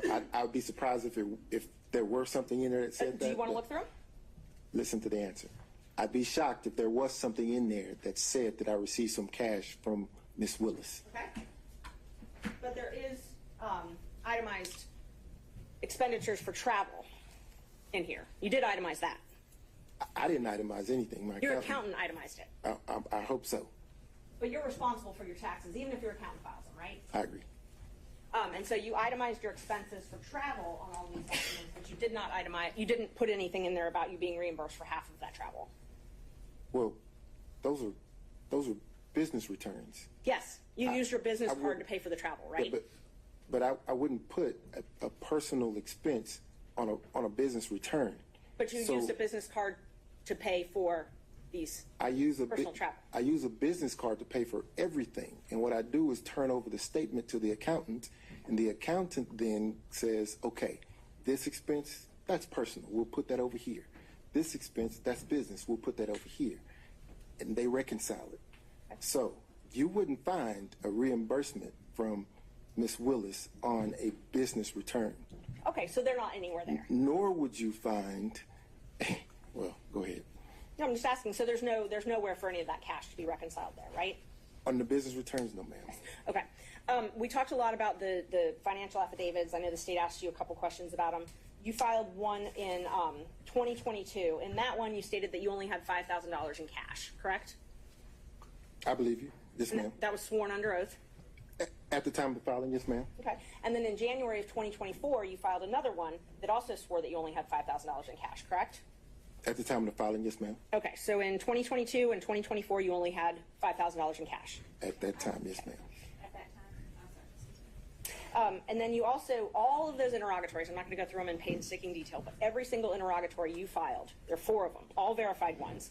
Every single one, you said you didn't have any cash stored in a safe, a safety deposit box, or any other location. Plaintiff rarely carries cash. If plaintiff does carry cash, it's a nominal amount, correct? That's correct. Okay. So we've got what? 2021, you said you don't have cash. 2023, you said you don't have cash. Again in 2023, you said you don't have cash. And then in 2024, you don't have cash, right? So you're assuming that I received the cash and I stored it. I received the cash and I saved it. Well, you didn't put it in the bank, right? What's wrong with receiving the cash, Ms. Merchant, and spending it? Nothing's wrong with it, but So you didn't then put it in the bank. that would contemplate why the response is what it is on the interrogatories. So you spent the cash. That's because before, when it was asked, you said you didn't want to disclose where the cash was. No. For privacy reasons. No, well, I said that if I were to store cash in my home, then why would I share that with the world, is what I said. I didn't say that I had some cash stored up in some place, because that's not the truth. And you've talked a lot about this, I split with a third, I split with half. From the check you received from Fulton County, July 15th, 2022. So all the way back for July 2022, not a single check that you've received from Fulton County has gone into a joint banking account. Every single check has gone into your own personal banking account, correct? All of them, with the exception of the checks that were going into the WBC firm, went into my business bank account, which is solely in my name. Right. Your WBC account that you're talking about, that account was closed, though, in June of 2022. Correct. Okay. So everything after June of 2022 was put in a Nathan Wade bank account, not a corporate bank account with partners. I think the question right before that only needed a yes or no. So no, ma'am. The checks were deposited into firm accounts, law firm accounts. Law firm of Nathan Wade PC. Yes, ma'am. As a solo practitioner. Yes, ma'am. Okay, so they were not deposited into accounts with Campbell or Bradley. No, ma'am, they were not. Thank you. However, there were checks written to Campbell and Bradley that will reflect the third. And we've tried to get those bank records, but you've objected to those, correct? You've tried to get what bank records? We subpoenaed bank records, and you've objected to all of those, right? Your Honor, I'm going to object to their relevance. It's relevant if he's saying he has all these records, but yet we've tried to get them, and he's trying to keep them from us, but he doesn't bring all of the records. And you can make an inference if there's law that says you can make an inference if if some documents are within the party's control and they won't provide them, that there's an inference that they're not positive. Ms. Cross. Your Honor, there was no obligation for Mr. Wade to produce evidence that Ms. Merchant couldn't find an admissible way to produce. I believe it's irrelevant. We've covered the ground, and I object to any further questioning. All right, I'll sustain that. Ms. Merchant, let's find some new ground here. Okay, thank you. Are you willing to waive your privilege with Mr. Bradley so that he can testify? I am not willing to waive attorney-client privilege. Okay, thank you. Only on the question, the health questions that were asked. And I can ask it from here because it's very short. I don't want to get into the type of cancer. I don't want to get into the medical condition itself. Did I understand you to say that you had cancer in the year of 2020?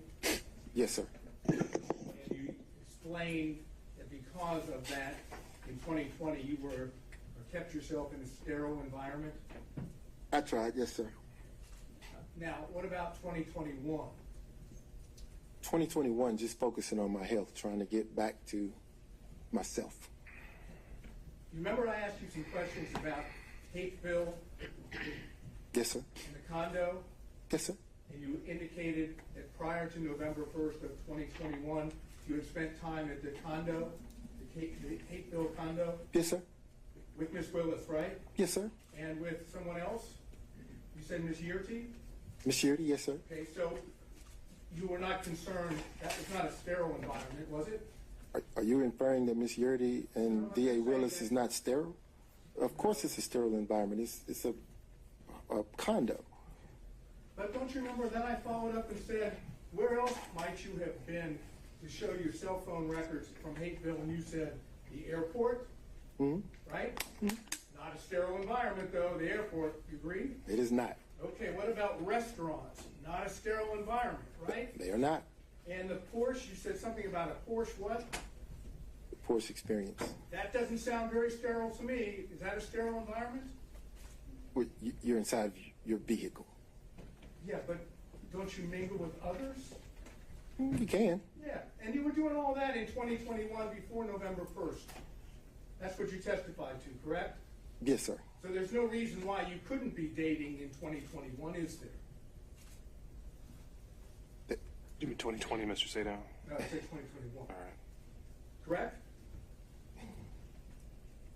Dating? No. No reason. No reason. Got it. Thanks. All right, Mr. Gillen? Okay. Mr. Stockton, excuse me. Just real briefly, you said you started dating in early 2022, and you also used the term personal relationship, and there was no dating, no personal relationship prior to early 22. Is that correct? Help me understand. I want to make sure I answer you. So let's be clear. 2022 was the start of any intimate sexual relationship with the district attorney. Okay, and that's what I was wanting to Okay. make clear. In your affidavit, you used the term personal relationship. Got it. Today, you've used the term dating. And your testimony today is that that includes the term basically physical or sexual or intimate relationship. Is that correct? Yes, sir. And there was nothing, according to your testimony, there was none of that prior to early 20. That is correct. That's all I've got, Judge. All right, not seeing anyone else. Ms. Cross, any redirect? All right, Ms. Merchant, can this witness be excused?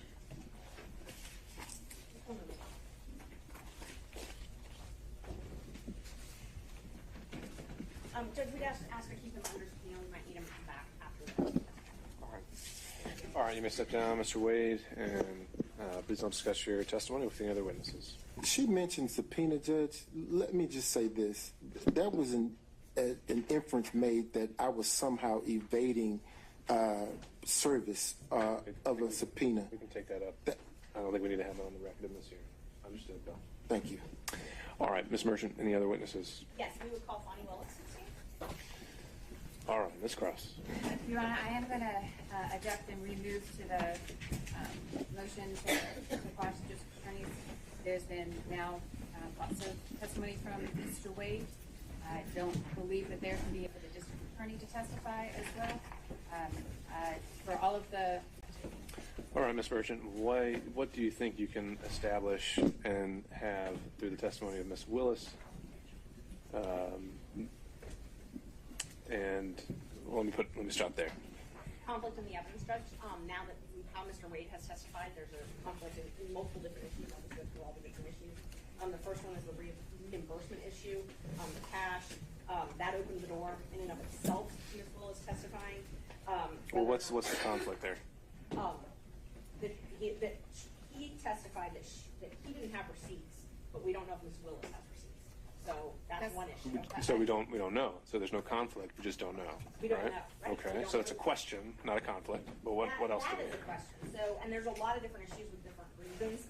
The first one would be the receipts. You know, whether or not these cash payments, if there's any cash payment receipts. The Belize trip, whether or not she paid for the entire thing in cash. Mr. Wade doesn't have knowledge of that. Couldn't remember a lot of things he couldn't remember. So now it goes to Ms. Willis, unfortunately. That he testified that she insists on paying her own way, gave him some cash, that's the quote, some cash. Miami trip, she booked it, but thought it would balance out. A couple other trips that we didn't get any information about, Tennessee, Alabama, Georgia, all of those could be financial benefits. We don't know. He didn't know. He was very vague about that. Yuri, her best friend, testified that it happened in 2019. And now Mr. Wade has testified that a relationship began to become romantic in 2022, I think is what his testimony says. So that is a conflict in and of itself. Right there, that's a big conflict. We've also got more receipts.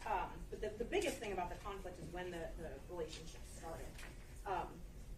He said he talked with Willis in the conference room after we filed our motion. He specifically didn't use cash, the term cash in the affidavit, but he told anybody who would ask about the cash. And he specifically discussed this and the response. We have a right to go over this. All right. So you've highlighted the areas you'd like to go into. I think the central question may be, what is it other than, I'm just really curious what she has to say, you have to put on the record. And so that's what I'd like to go through. Ms. Cross? I think you've identified, Ms. Merchant hasn't itemized inconsistencies for you. She's identified areas of inquiry. The testimony in the record from Mr. Wade is not inconsistent, it's unrebutted. Excuse me.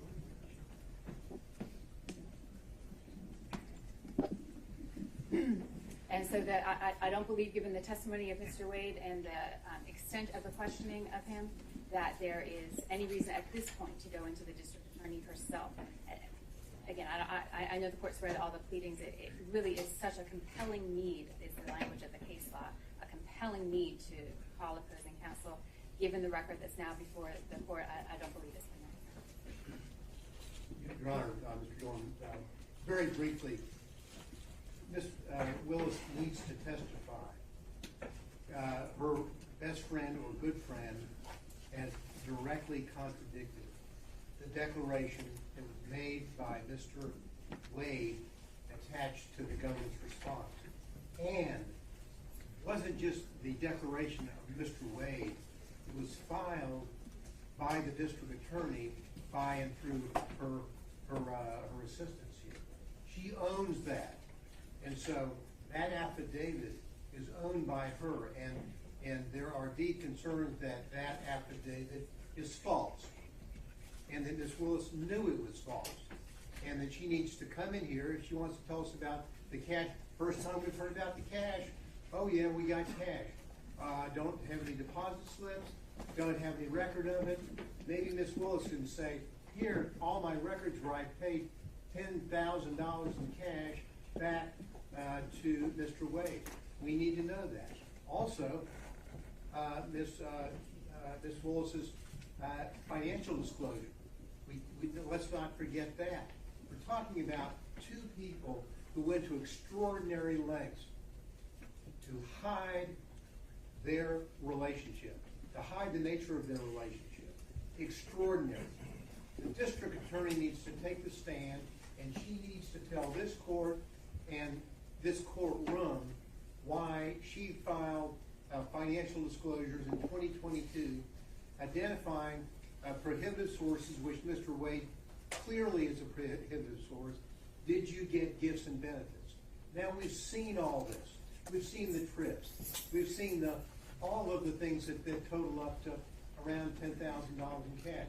Yet on the financial declaration for 2021, which was filed in April of 2022, and the financial declaration for 2022, which was filed in April of 2023, there is no listing of any gifts whatsoever over $100 from a prohibited source. It cries out for her testimony. She needs to be able to get up there and say, why didn't you tell on the disclosure form so that people will know the nature of the relationship between prohibited sources and the public official, in this case the district attorney, who happens to then make a decision to hire someone that ends up being paid hundreds of thousands of dollars, or his firm and him, and none of that is revealed. And the answer is, oh, it's unrebutted. He's explained it's all in cash. Let her get up and let's, and obviously, we are advocates in our position, but that explanation of cash does not pass the smell test or the straight face test. She needs to go on the record. She filed this motion with his declaration. We've seen what happened here. Now, I'll just 2 or 3 more sentences. We need to have the full picture, as we've gotten from Mr. Wade, of his false interrogatory. Serious business for a lawyer or anybody. And then suddenly he's changing. She files her financial declarations, same problems. We need her in here to go over all of this and to explain exactly what happened. So we would ask the court that the court allow Ms. Willis to be called and interrogated on these matters. And I would too, Your Honor. Just a moment, Ms. Willis. So, Ms. Cross, I don't know if you want to speak with Ms. Willis now. It's sounding like maybe they're withdrawing the objection to the motion. I believe the motion to. Or does Ms. Willis want to take the lead here? We'll withdraw the motion to quash Ms. Willis. Based on the, I'm ready to go. Okay, so the position of the district attorney at this point is that she's no longer contesting the subpoena. Ms. Merchant has called her as the next witness.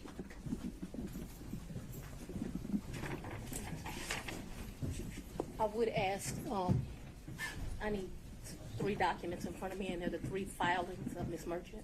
3 filings.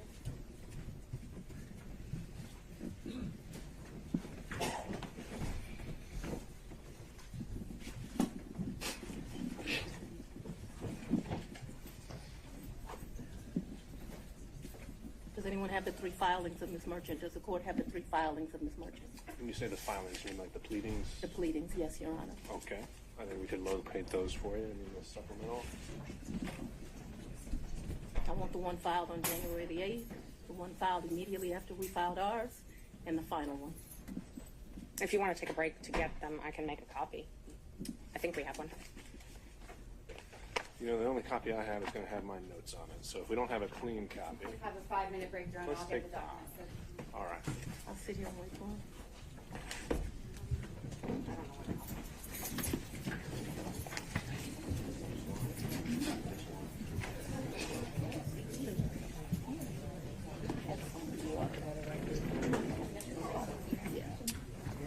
And did we elect someone who's actually making the copy?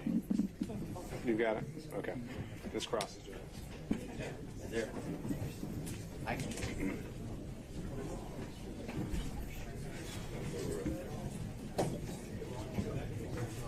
Yeah, so.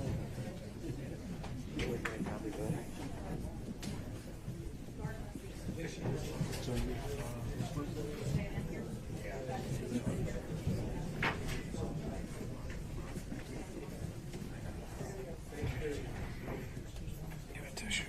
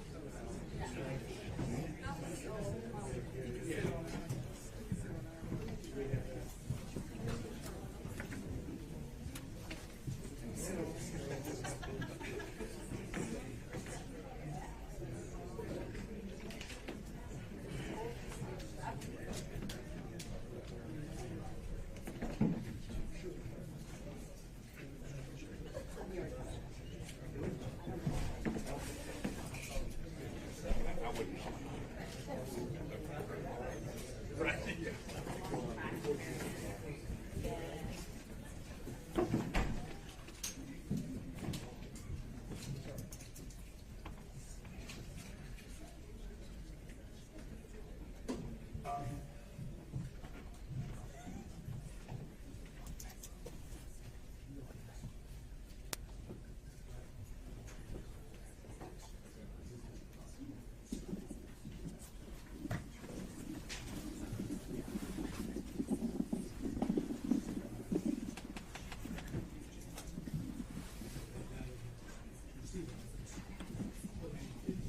you, Your Honor. I appreciate the courtesy. They should be here in just a second.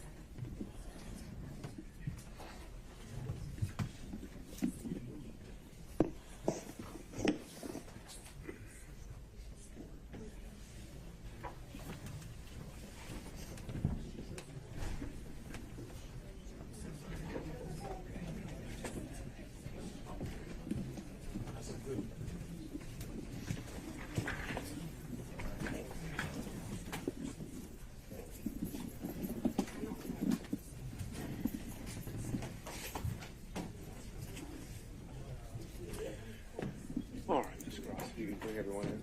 Thank you.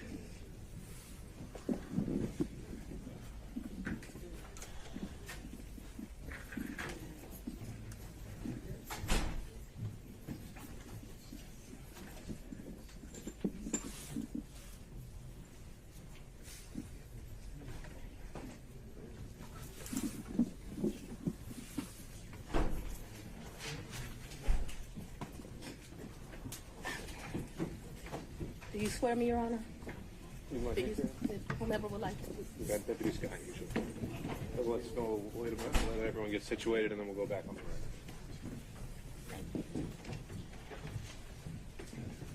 Sir, you have like tissue in here?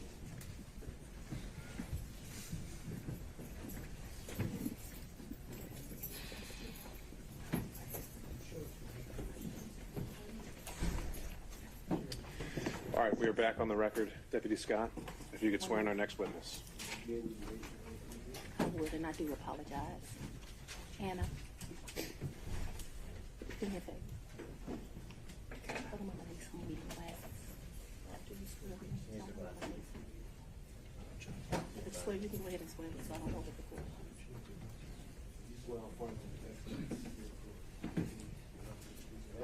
Yes, sir. District Attorney Fani, F-A-N-I. Last name is Willis. Ms. Willis, how did you know to come into the courtroom right then? There were people, I was pacing in my office. Okay. And I heard someone yell, his testimony is done. It only made sense to me that I would be your next witness. And I've been very anxious to have this conversation with you today. So I ran to the courtroom. So as soon as you heard that Mr. Wade was done testifying, that's when you just assumed you would be the next witness? It only makes sense. Did you listen to any of the testimony? I've been in my office pacing, ma'am. Did you listen to any of the arguments? I did hear the arguments this morning. It's ridiculous to me that you lied on Monday, and yet here we still are. And I did listen to that argument. All right, so that was it, just the argument, no testimony. Right, I listened to the argument this morning where Adam Abadi, I thought, did an excellent job pointing out how dishonest you were with the court on Monday. And I'm actually surprised that the hearing continued, but since it did, here I am. Great. So let's just talk about what you did in preparation for today. Did you meet with Mr. Wade at all? Once the motion was filed, did you meet with Mr. Wade and talk to him about the motion that I filed to disqualify you? On this first January motion? Yes. I don't know if you could say talked about. I probably had some choice words about some of the things that you said that were dishonest within this motion. So I don't know that it was a conversation. As you know, Mr. Wade is a Southern gentleman. Me, not so much. Okay, but my question was, did you have a conversation with I him? didn't have a substantive conversation. You did not? I read this motion, skimmed it more so, and I've probably said some choice things to him about some of the lies they were told. Okay. And then printed in the media because, we used to be in a day and time where you had 60 Minutes and people did stories and they verified information and you had this great reporting. But it seems today that a lawyer writes a lie, and then it's printed for all of the world to see. Well, I just want to make sure that you answer the question I asked, though. So my question was, I'm going to object. It's been asked and answered. Overruled, Mr. Bladdy. I told you what happened. I read the motion. I am sure I told him what my opinion of it is. okay. And past that, we had no substantive conversation. You did not. Okay. Is there something you didn't understand? No, I just wanted to make sure that Okay. you did not have a meeting with him in the conference room to discuss the motion. Next question, No. Ms. Merchant. So in the conference room of my office, within this week, you produced some financial document. That financial document was given to me, something, and I'm not even sure if it was given it to him by me or Mr. Abadi gave it to me. And I think he showed me a document in our conference room. But as far as a substantive conversation, I don't believe I've had any conversation with him that is substantive related to this. Okay. I have had conversations with him since you filed the motion, but they wouldn't be substantive to this. He sent me very nice sermons that have been done. And so we've had conversations about, did you listen to that sermon? You know, things of that nature. And I would say they were in relationship to this because I think he did it to be kind. Okay. Let's start back in 2019. Yeah. So you and Mr. Wade met in October 2019 at a conference? That is correct. Okay. And I think in one of your motions you tried to implicate I slept with him at that conference, which I find to be extremely offensive. I stayed at that conference. Mr. Wade was my teacher. I did not meet him when he taught the class. I was standing outside talking to Lisa Reeves, who is a judge. Me and her were just having a conversation. Mr. Wade walks up. I think they hug each other. They have some brief conversation. She introduces us. Your Honor, I'm going to object. We kind of thought that when you asked the question, you were answering the question, not a speech, so I object to the speech. I agree, believe I'm Judge. able to explain my answers. I believe she's able to explain her answer. And that's Ms. Merchant, that's okay. I can handle it. Ms. Willis, I'll ask you just listen to the answer, or excuse me, the question, and keep the answers confined to the question as best you can. I think you'll have more than enough ample opportunity on when the state is Well, able it's to ask highly follow-ups. offensive when someone lies on you, and it's highly offensive when they try Judge. to implicate that you slept with somebody the first day you met with them, and I take exception to it. All right. Well, Ms. Willis, you'll have the opportunity to explain all of that when it's the state's turn to ask more open-ended questions. Yeah. Ms. Merchant. Thank you, Judge. So again, my question was, you all met at that conference, though, right? We did. The Okay. meeting, as I stated, he taught the class. I did not actually meet him when he taught the class. I walked out of the class, and I'm not sure if it was that exact class or we had went to lunch, but we were standing in the vestibule, like outside of the class. Me and Judge Reeves were having a conversation. She had worked at a law firm I worked at back in 1996. We're getting way afar. I mean, I don't mind her explaining her answers, but I literally just asked if they met at that She's conference. explaining how she met Mr. Wade, which was exactly the question asked by Ms. Merchant. It was- These answers are more than appropriate. Ms. Merchant, if you want more concise answers, perhaps you could lead the witness. I will. Thank you, Judge. Isn't it true that you met Mr. Wade October 2019 I'm at going the to judge's We conference? haven't gotten to the point where Ms. Willis should be treated hostile in this situation. I think we And have. I'm Ms. very Willis. much want to be here, so I'm not a hostile witness. I very much want to be Not here. so much that you're hostile, Ms. Willis, it'd be an adverse witness. Your interests are opposed to Ms. Merchant's. Thank you. Merchant's interests are contrary to democracy, Your Honor, not to mine. All right, let's Judge, I proceed. would just ask that We can keep things moving. Ms. Thank Merchant, you. next question, Thank you. please. Okay, so we've confirmed when you met. After that, isn't it true? No, I need to explain this, and I think I get to explain my answers. When I met him, Judge Reeves introduced us. He handed me his business card. I'm unsure if I handed him my business card, but we exchanged information. He said, if you ever need any help, give me a call. And he walked to the parking lot. So after that, you started dating shortly thereafter, correct? It's a lie. That's one of your lies. Okay. Do you know Robin Yurdy? I know her as Robin Bryant. I knew her. So Robin did not go to my college. She went to the college of, I went to Howard University. She went to Morgan State. I met her through some people I knew. In college, we hung out a bit. Not much because she was in Baltimore and I was in Washington, D.C. But we hung out a bit. After college, I lost contact with her. I probably didn't see Robin again until maybe 7 or 8 years ago, a chance meeting here in Atlanta, but we did not have a consistent relationship from when I left college and came to Emory Law School here in Atlanta. But 8 to 10 years ago, just by happenstance, I ran into her. So And she was in Atlanta. you have been friends with Robin for 30-something years. Did you hear my answer, madam? Yes, and I'm asking if you've been friends with her for 30-something years. I've known her for 30-something years. We certainly hung out and partied together in college. She was from the D.C. area. She would come home, we'd party together.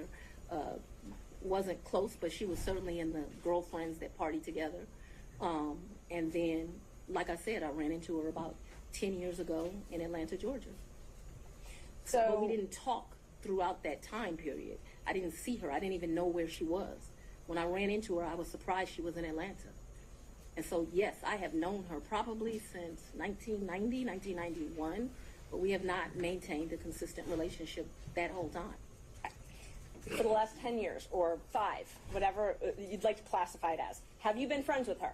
I have not spoken to Robin in over a year. I certainly do not consider her a friend now. I think that she,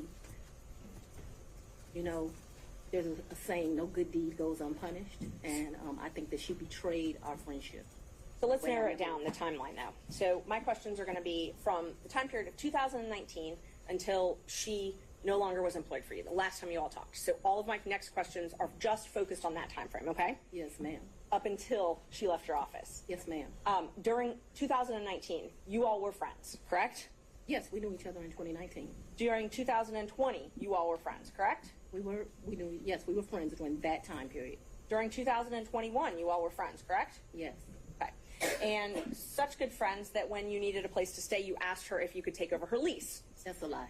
You did not move into her apartment? I or her did, but condo? that's not the way you characterize it is wrong. I asked if you could take over her lease. I did not ask if I could take over her lease. Did you move into her apartment? I moved into her condo in April of 21. But the circumstances around that were that Robin met her husband. They wanted to move into another and separate place. She wanted to get rid of her condo. My father was living with me at the house. Because of this case and because of my stance on gangs, my life was being threatened regularly. My father urged me to leave our home. At the same time, as luck would have it, Robin wanted to give up her lease because she wanted to move in with this new man she met, who eventually became her husband. And so, as life circumstances worked, my dad was begging me to leave the house. He was afraid for me, afraid for his grandchildren. She wanted someone to take over her lease so that she didn't, have to pay a fee or get abandoned. And so, I don't remember when, but probably March or April of 21, I moved in and take over her lease. And did you pay her or did you pay the leasing agent? No, I don't even know who the leasing agent was. I paid her. You paid her. Did you pay her cash or did you use a card? There were some times that I would give her cash, but mostly I paid her via Cash App. That would be the most convenient thing.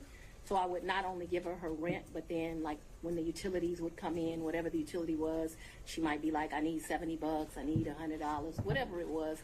And we never had a problem with money. Whatever she told me it was, I never asked to see a bill. I never questioned her. I just gave it to her.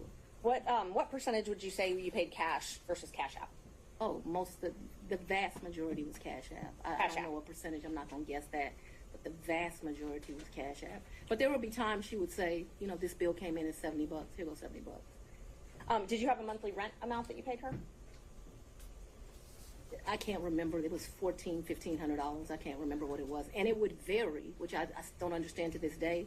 But like I said, I never questioned her. When did you move out? She said it was, that's what I paid. When did you move out? I abruptly moved out in February, either late January or early February of 22. Of 22? Yes, February ma'am. 2022, is that what you said? January, February of 22. I believe it is January, but I paid her half the rent of February of 22 is what I remember. And because I was offering to pay the whole rent, even though I didn't live there, I didn't think it was right. And I ended up just paying her half the rent. So that's after you moved out. You said you paid her half of that. Okay. And the time that you said you had to move out of your house because you were scared, did your dad stay there at your house? My father was concerned. Yes, we were both concerned. Okay. But he remained there. My father's 80 years old. He would have been 79. He was scared to death of COVID. You have to go back to when this was. My father's an older man. I wanted him to move out. We had some discussions about him moving out, and what he decided was the risk of COVID was more dangerous than the risk of the people that were threatening. Typical man, more worried about his daughter and his grandchildren than his own safety. You'll get to meet him, and you'll understand he doesn't scare too easily. So your his grandkids were living at the house as well at that time? Well, I don't know how old your children are, but when you have adult children, they leave and they come back. They leave and they come back. So there have been periods of time that they're there, they come, they do whatever they want to do. Children do what children do. As long as their mother has a house, they'll come to it. Unfortunately, now the threats because of this case have gotten so extreme. I just pay a mortgage and no one lives there. And that's what I was going to ask you. So when you moved out in, I think you said April 2021, you left your dad and your 2 kids at the house? My dad and my 2 kids were not at the house. They were not? Okay, so they didn't still live at your house? My youngest daughter certainly did not live there. Okay. My oldest daughter would come back and forth. I can't say month for month when she was there or when she was not there. I know that she has been there post me moving out. At this time, no one is at my house. So at some point after you moved out for the safety reasons, at least one of your children did come Ms. back Merchant, to the can we house. get to either the Yeah. relationship or the Sure. financial benefit? Yes. So let's see, we were back at 2021. So you were still friends with Miss Yeardy then. Were you also friends with Mr. Bradley? I've never been friends with Mr. Bradley. You've never been friends with Mr. Bradley? No, I don't consider us to be friends. I don't dislike Mr. Bradley, but I don't consider us to be friends. Is he someone that you would have in your phone and you would message with? I might have text messaged him. Okay. Would you text message him and Mr. Wade on the same conversations? I don't recall doing that, but if it happened, it wouldn't surprise me. Okay, so that wouldn't surprise you, the 3 of you. Okay. How frequently would you think that the 3 of you would have texted? Not in a group very. chat? I wouldn't think very often, but you're asking me to recall. I don't even know what time period you're asking me to recall, but I'm not going to speak to that because I just really don't know the answer to that. And so I don't want to speculate as to how often that would happen. But it's not out of my practice to text 2 people on one text message. So if you told me that happened and showed it to me, it wouldn't surprise me, although I have no recollection of it. But there would be some record of it in your phone, or the phone records would have some record of those texts. Perhaps. Talk about, you said that sometimes you paid Miss Yeardy cash. I don't When think you I- went, I'm sorry. when you went on vacation with Mr. Wade, let's just go one by one. Let's start with the first one. What's the first time you went on vacation with Mr. Wade? I think the first time we went on vacation was around April of 22, and a vacation is a stretch, but I'm trying to be comprehensive. I recall April of 22. His birthday is March the 18th, so that would have been his 49th birthday. I took him to Tennessee for the day. I think we went to a museum. I think we might have stayed the night. I'm not sure, but I mean, Tennessee's kind of hard to call a vacation, but I just am trying to be inclusive. And like I said, I know it wasn't more than a day. So you didn't spend the night? I think that we did. That's what I'm telling you. I think that there's a possibility that we stayed that night in April of 22. Who paid for the hotel? I think I did. It was his birthday. And would you have used a credit card? Probably maybe a debit.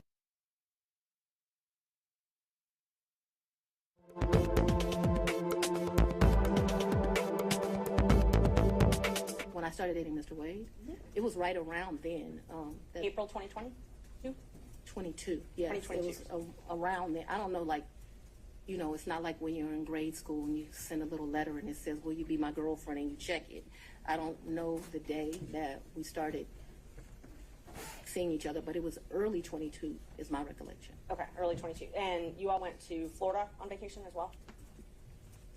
I don't recall going to Florida on vacation with him. You never went to Florida with Mr. Wade? when we went to get on the cruise ship, we went to Miami. Okay, that's the only time that you went to Florida with him? I think we went to Miami and spent the night. That's my recollection. Okay. I think we spent one night so that we wouldn't miss the ship. That's my recollection of our Paid for that hotel? in Miami. I don't remember that. And how'd you get to Miami? We would have flown. And we've done that, so that I'm clear, we've done that twice. I think one time we stayed, and I honestly can't tell you, did we stay when the ship left or did we stay when the ship came back? I also can't tell you, so there's 2 cruises out of Miami. There's one that's in that October time period that was with his mom. And then there was another that was a New Year's Eve trip. I know I paid for the New Year's Eve trip because the tickets were $697 each. And I thought this is ridiculous that the tickets are $700 to go to Miami. But when you travel during New Year's Eve, you know, they get you. So let's just back up and talk about the first time that you went to Florida with Mr. Wade. That was the time that you said you stayed in Miami at the hotel the first night? That's the time I told you I am not sure. So I'm not sure of 2 things. So I want to make sure that my testimony is clear. I'm not sure if we stayed in Miami on the October trip. I'm not sure if we stayed in Miami on the December trip. I just can't remember that. And I also don't remember, so that the record is clear, I don't remember if the necessity was as we got on the ship or we got off the ship. But I do remember there was a night spent in Miami because either whatever. I don't remember. But I think that there was a night spent in Miami. That cruise is the one that you took in October, right? Ma'am, if you have something to refresh my recollection, I'm intentionally trying to not be difficult with you, but I don't want to make up something. Right. I know that on one of those 2 trips, we stayed in Miami. I am not sure right now. You're asking me about... Oh, I'm sorry, you misunderstood. I was not asking you which night you stayed in Miami. I'm asking if you took a cruise in October 2022 with Mr. Wade. Yes, and his mom. And his mother. That's what I was asking. Yes. Is that the first time you met his mother? Yes. It was on that cruise. And that was Royal Caribbean, I believe? I honestly don't remember what ship. I know we've taken 2 cruises. I don't know what the ships were. But he paid for the flight and the cruise on Royal Caribbean that time. So yes, he paid. He is the original one that does it. He has something called, Mr. Wade is a world traveler. I'm not as versed as him. He's been to 6 of the 7 continents. And so he has both a personal travel agent and he also has a cruise travel agent. I don't know anything about either of those kind of travel agents. So he is the one that would book the travel, but we need to be clear when we're talking about just because he booked it doesn't mean, like, I don't consider him having taken me anyplace. Let me just be honest. The only one that's ever taken somebody someplace is for his 50th birthday. I consider that I took him to Belize. And I took him to Belize because, I don't want to discuss his personal business, but I'm happy Mr. Wade is still here with us. And I did 50 big, very big. So still on that October Royal Caribbean cruise, even though he had a travel agent. I'm sorry? If you do me a favor, I don't know what cruise ship, what time. So if you'll help me and say October cruise with Mama or the New Year's Eve trip with his sisters, I'll be able to, we can communicate. I just don't know what ship.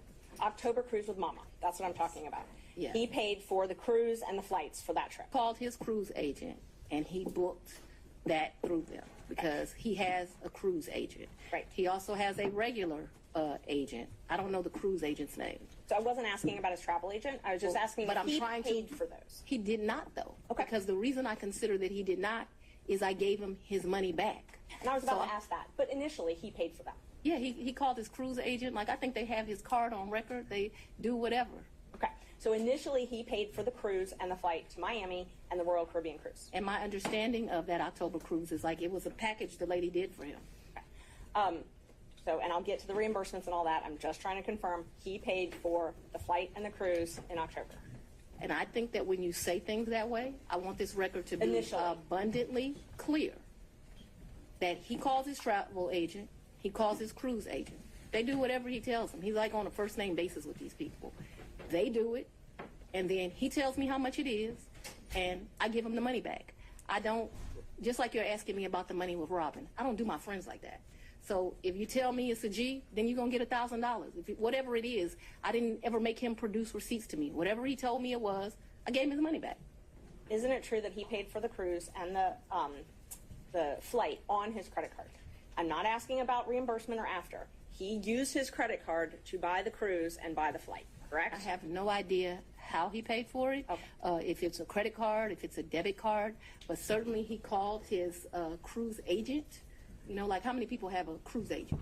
He calls his cruise agent, tells them where they want to go. They tell him what's booked. And you have to remember, he paid for, that initial was me, him, and his mother. And then after that cruise, you all flew to Aruba and spent a couple days in a hotel there, correct? Right, and his mother was not happy He that we left her initially behind. paid for that. He initially paid for that. For Aruba, yes, ma'am. So let's talk about both of those. I know he initially paid for it. Did you pay him back? For the cruise and for Aruba, yeah, I gave him his money before we ever went on that trip. You gave him cash before you ever went on the trip? Mm-hmm. Okay. And so when you got cash to pay him back on these trips, would you go to the ATM? No, lady. You would not go to the ATM? No. Okay. So Fulton County pays you direct deposit, I assume? Yes, Fulton Okay. County and the state of Georgia both pay me direct deposits. Okay. So the cash that you would pay him, you wouldn't get it out of the bank? I have money in my house. You have money in your house. So it was just money that was there? When you meet my father, he's going to tell you as a woman, you should always have, which I don't have, so let's don't tell him that. You should have at least 6 months in cash at your house at all times. Now, I don't know why this old black man feels like that, but he does. When we were growing up, my daddy had 3 safes in the house. So my father's bought me a lockbox, and I always keep cash in the house. Now, I don't do it to the degree that my father would do it, so he would probably be ashamed with me, but I always have cash at the house. That has been, I don't know, all my life. If you're a woman and you go on a date with a man, you better have $200 in your pocket. So if that man acts up, you can go where you want to go. So I keep cash in my house, and I don't keep cash as good in my purse like I used to. 'Cause I don't go on many dates. But when you go on a date, you should have cash in your pocket. So my question was, where did that cash originally come from, if it I had didn't come out of the bank? Cash is fungible. I've had cash for years in my house. So for me to tell you the source of when it comes from, when you go to Publix and you buy something, you get $50, you throw it in there. It's been my whole life. When I took out a large amount of money on my first campaign, I kept some of the cash of that. Like, to tell you I just have cash in my house, I don't have as much today as I would normally have, but I'm building back up now. So you just put money in. It's a very good practice. I would advise it to all women. So you can't identify when you came into this cash or where the cash came from? I didn't say I couldn't identify it. No, nobody gives me anything. I am sure that the source of the money is always the work, sweat, and tears of me. What you asked me for is, when did the money go in there? What I am trying to tell you is, so I got divorced in 2005 from my husband. No, it's important. You said, where did the money come from? And I need to tell you where the money came from. And so for many, many years, I have kept money in my house. That money in my worst days has probably only been $500 or $1,000. At my best days, I probably had $15,000 in my house at cash. At all times, there's going to be cash in my house or wherever I'm laying my head. The money that you paid Mr. Wade, the cash, in October of 2022, you do not know where that money came from. I do know where it came from. It came from my sweat and tears. You know which job it came from. Did it come from Fulton County or did it come from a private job? It came from, what are you talking about? So it could have come from a private job because before I was DA, I was in private practice. So I earned money during that time period that's probably in there. You don't know where it came from. What do you mean I don't know where it came from? I understand the situation. We can move on. Okay, thanks. Same with Aruba. You don't know where that cash came from either, right? Ma'am, you are mischaracterizing my testimony greatly. I'm not going to allow you to mischaracterize my testimony. I know that I keep money in my house. The amounts of money I gave Mr. Wade, it was never that serious. I don't think I've ever handed him more than $2,500 in a reimbursement. So we're not talking about $20,000 in cash. I don't have $20,000 in cash right now. The most I ever gave him, I know I gave him $2,500 when we went to Belize because we went to one hotel and then we went to a second hotel. That $2,500 I actually gave him while we were still in Belize. I know that the Aruba trip, the one that you described with his mom, I think I gave him about $2,000 for that trip, for like total. His mom went to Aruba with you? The Aruba trip, so I consider that to be one trip. So we got off of a cruise ship, and then we went to Aruba, which is why I cannot remember is that the time that we had to stay in Miami to wait for the flight for Aruba. So I consider that one trip, that we didn't like come back to Atlanta and leave. We flew down to Miami. We got on a cruise ship. We spent a couple of days with his mama. We came back to Miami. When we came back to Miami, either that day or the next day, we flew to Aruba. We spent a few days in Aruba and we came back.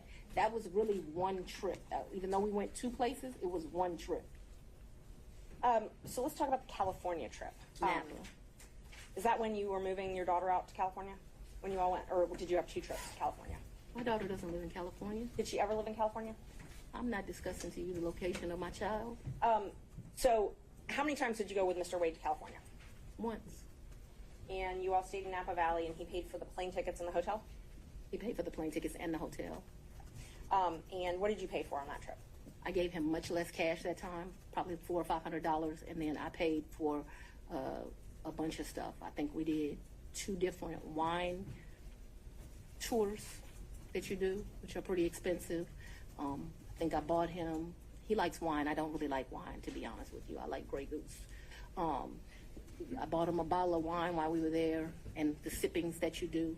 I can't remember how many, like 4 or 5 different places you go. I remember we went to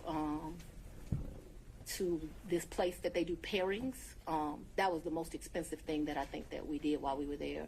So they would pair,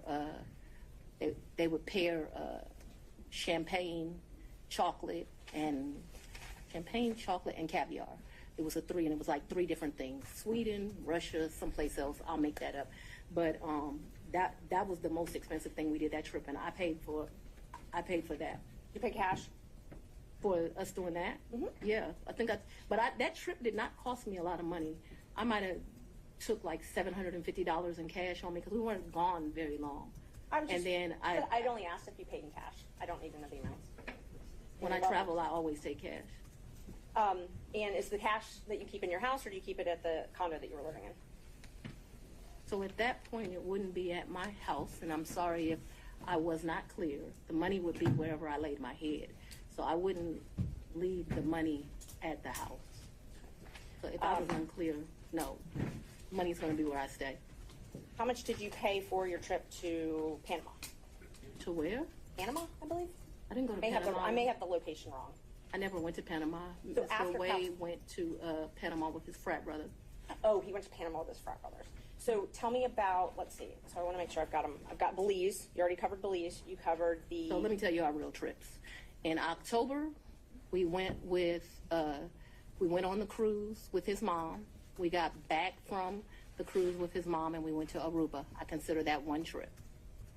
Second trip, New Year's Eve, we went on a cruise to the Bahamas.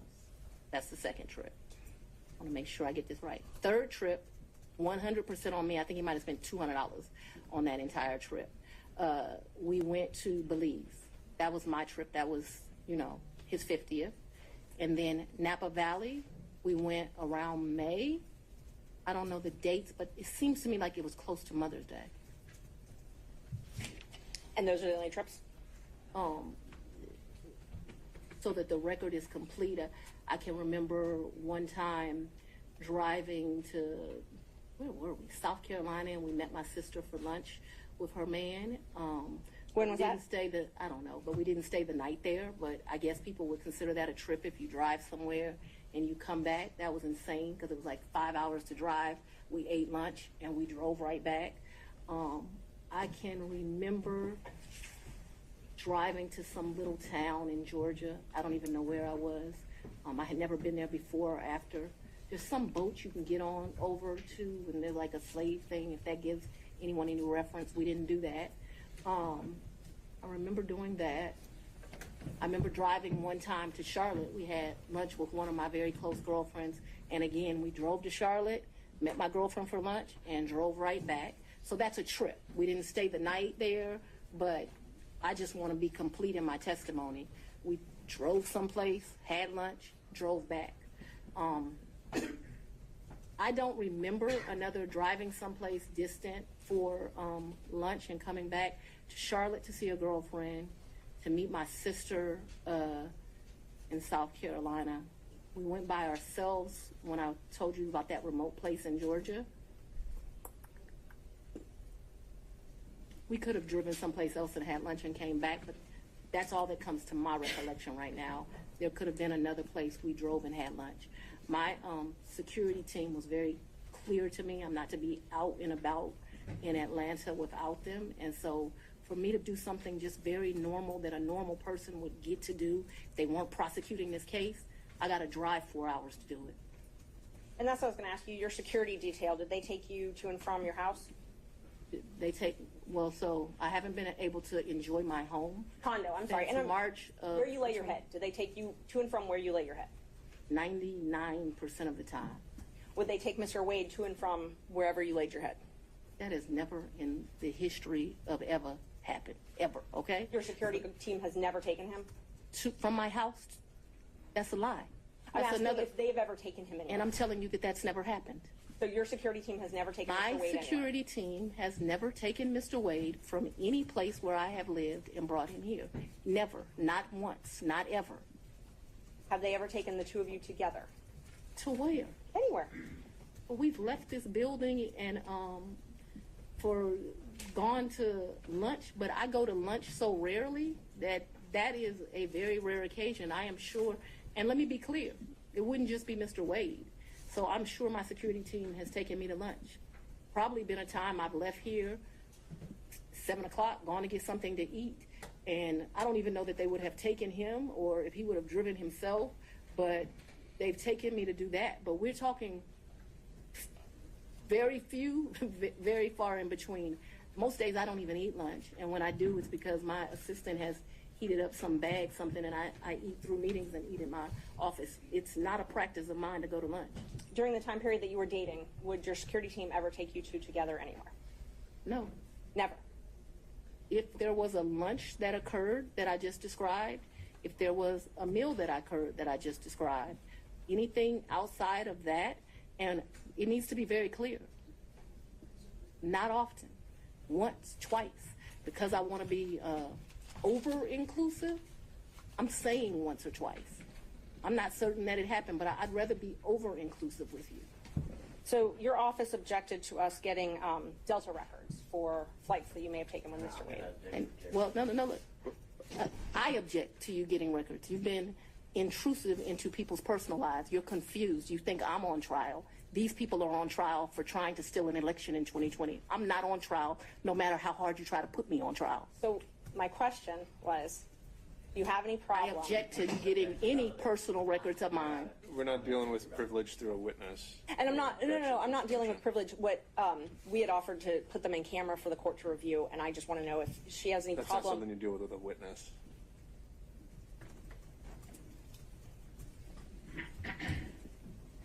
Okay, you have to file as part of your job something called an income and financial disclosure report, correct? That's correct. And you filed your first one, so you filed 2 to date, is that right?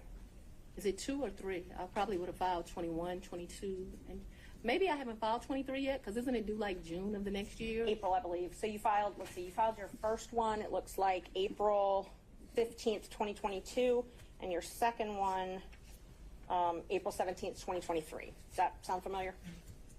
I don't remember the dates, but you're an officer of the court. I'm going to hope you're telling the truth now. May I approach the witness? You may. Thank you. I already gave the state a copy, exhibits 20 and 21, if you take a look at those. They're part of the certified records that we got. Can somebody bring me some? Yeah. Guys are getting a little old.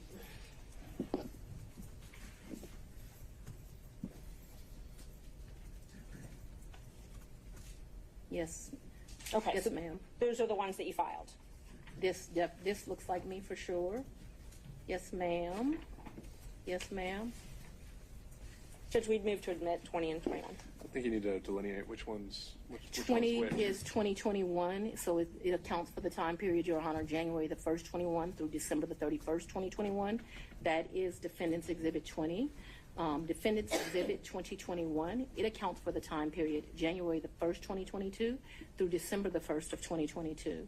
All right, any objection to exhibits 20 and 21 Nope. Sorry. from other counsel? Admitted without objection. Yeah. When did your personal relationship with Mr. Wade end? Our personal relationship ended in this year. So let's be very clear so that we don't mix words. I don't want to mix words in here. Mr. Wade is my friend right now.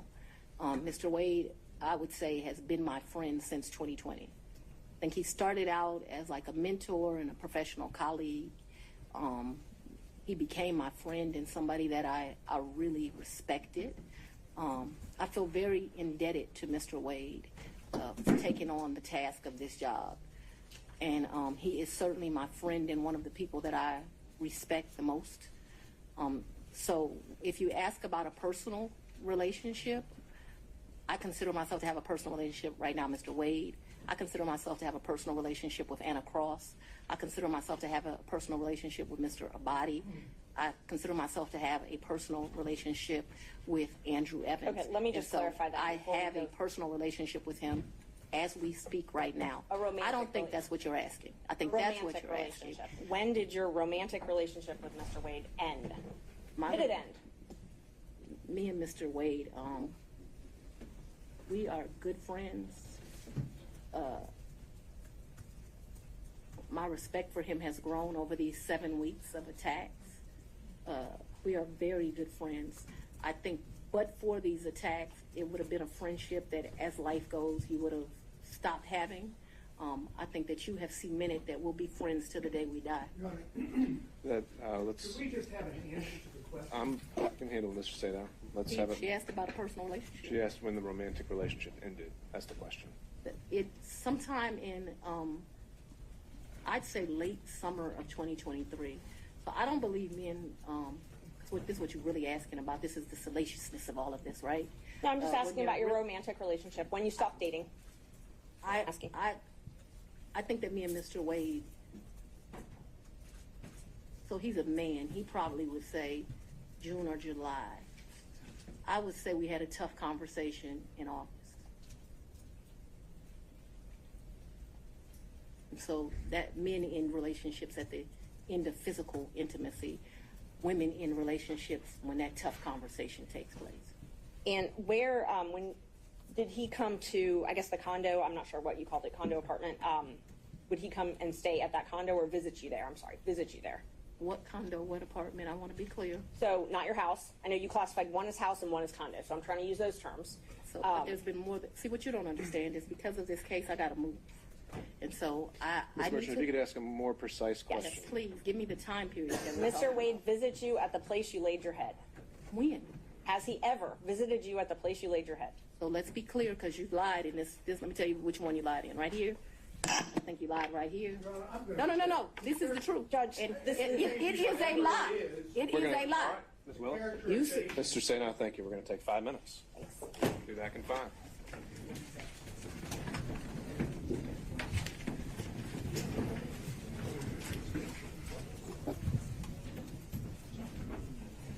May I go to the bathroom?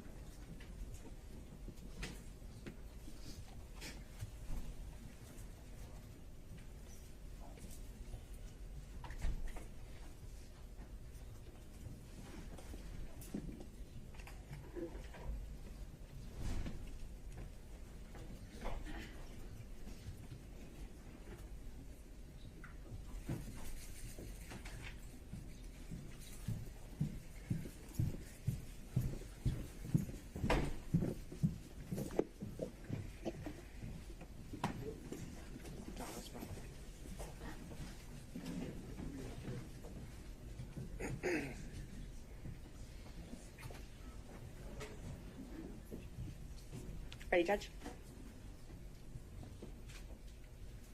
Yeah.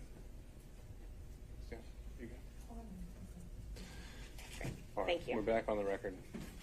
Before we proceed, though, I'll advise everyone here, this being a room mostly full of lawyers who have spent their lives in a courtroom. We all know what professionalism looks like, what decorum looks like, and devoting ourselves to the rule of law and proper advocacy. I would urge everyone to keep those principles in mind, starting with the fact that we won't talk over each other. And from there, we'll get through this. Ms. Merchant. Thank you, Judge. How often did Mr. Wade visit you at a place where you were living between 2019 and 2021? So you want to start with the lie that he lived with me in South Fulton in 2019, a home he's never been to? That's one lie you told in your document. No. Judge, I didn't ask her about that. Ms. Merchant, I want you to ask a very precise question. I think she's saying and answering that he did not live with her. So why don't we break that up into smaller parts? And I didn't ask about living. But you put in your, while we're talking about professionalism, while we're talking about professionalism, she put in 3 different documents he lived with me. Full opportunity to respond. And filed that with the court. In 2019. He's never been to South Fulton. In 2019, I lived in South Fulton. He has never been to my residence in 2019, ever, not once. In 2019, he's never been to your residence, any place. I lived in my home in South Fulton before I started getting the threats that were here, a house I paid for with my own sweat and tears. I'm no longer able to live there. But in 2019, I did. And in the 2 months of 2019 that I knew Mr. Wade, 3 months, the beginning of October, all of November, and all of December, Mr. Wade never came to my house in South Fulton. Let me help you out. I lived there in 2020. He never came to my house in 2020, let alone live with me, as you put falsely in these documents. In the first 3 months of 2021, when I could still enjoy my home, Mr. Wade never came to South Fulton, and it is certainly a lie that he lived with me. So in 2020, so you said 2019, 2020, did Mr. Wade ever visit you at a place that you resided? He has never been to my home in South Fulton. 2020 was before I knew that a phone call was going to be made and I was going to have to abandon my home. As a result thereof, he never visited, lived at, came to, or has seen South Fulton. You qualified that with your home in South Fulton. That's where I lived in 2020. In 2020, did he ever visit you at a place that you resided? Okay. I don't understand. You're going to give me guidance. In 2020, I lived in South Fulton. Okay. That's the only place I lived in South Fulton. That's before I had to abandon my home, Judge. All right. And at my home in South Fulton, he never came there, okay? So if you don't come someplace, you can't live there. Ms. Willis, I'm going to have to caution you. That's going to be the first time I have to caution you. We have to listen to the questions as asked. And if this happens again and again, I'm going to have no choice but to strike your testimony. So, we need to break this down. Ms. Merchant's question, I believe, was asking whether you lived anywhere other than South Fulton. I did not live anywhere but South Fulton, Georgia in 2020. That is before I began my prosecution of this case, and it was my plan to only live there. Did Mr. Wade ever visit you at the condo that you leased from Ms. Yurdi? He visited that condo, yes. He did? Yes. Did he ever spend the night at that condo? No. Just visited? Yeah, but he did visit for sure. Did you ever go out to eat together, other than the lunches you talked about, during 2019 or 2020? I would think that we probably went to lunch, but it wouldn't have been, let me think, 2019. I'm going to say, I don't know, I'm going to say we probably broke bread someplace in 2019. I don't remember it, but it seems like we would have broke bread sometime in 2019. So I'm going to say yes, although I have no recollection. But it seems to me like I go out to eat and drink with pretty much everyone, so I'm going to say yes. So outside of the vacations that we've already talked about, did you ever go out to dinner with Mr. Wade? I mentioned to you that I'm going to object as to what time period. Like, we're asking very vague questions. I thought we were treating the witness as hostile under 611. We're no longer doing that. So we're going to go back and forth. We need to be more specific with our questions if we're going to treat her as hostile. All right, Ms. Merchant, it's not so much. I think you can elect between leading and open-ended questions, but I think we are still wondering about, and I think we need to get back on track of focusing on the financial benefit or the relationship. And my next question about if you did go out to dinner, who paid when you went out to dinner? he paid, I paid. You both paid. Okay, so let me be real clear. We didn't say, oh, the bill is $102. You give $51, I'll give $51. I don't operate like that with my girlfriends. I don't operate like that with anyone. He caught the bill, I caught the bill. Whomever. Did you ever pay him through Cash App? No. You only ever paid him through cash? Well, yes. We're talking about, I'm very confused You've now. never given Mr. Wade money through Cash App. No. The only money you've ever given him outside of a contract is cash. I didn't give him money in a contract, so that was cute, but I didn't give him money outside in a contract. What happened is, no, we're going to answer it since you said it. He worked more hours than he was paid, and the county paid him for the work that he did. So don't be cute with me and then think that you're not going to get an answer. And I will ask you about the contract in a minute. I asked you about cash. Did you ever pay him anything? And I'm trying to qualify my questions. I'm not talking about the contract with Fulton County that was paid. I'm not talking about that. I'm talking about outside of that. Did you ever pay him anything other than cash? I've only given cash a few times in the course of what we're talking about. So you've If never we used would a go to credit card? dinner, Let her finish her answer. if we would go to dinner, I wouldn't give him cash because he paid for dinner or I paid for dinner. I've given him cash only a few times in life, probably 4. Okay. Probably the most money I've ever handed him is $2,500. The least amount of money I've handed him, probably between $500 and $1,000. You never wrote him a check? Ma'am, I don't have checks. Okay. So you have no proof of any reimbursement for any of these things because it was all cash, right? The testimony of one witness is enough to prove a fact. So my Are you question was, telling do me you that have I'm any lying to proof? you? Is that what you're intimating right here? I'm asking if you have any proof that you paid him any of these The monies. proof is what I just told you. You have no written proof. Is that correct? So I have some, probably some transactions like in Belize. I probably spent $500 on my card in Belize. I spent $900 on each of our tickets to go to Belize. I did the $700. I probably got some minor expenses in Aruba that would be on a card.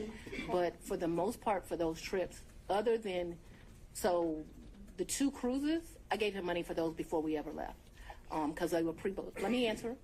Well, the question was if you had any written proof.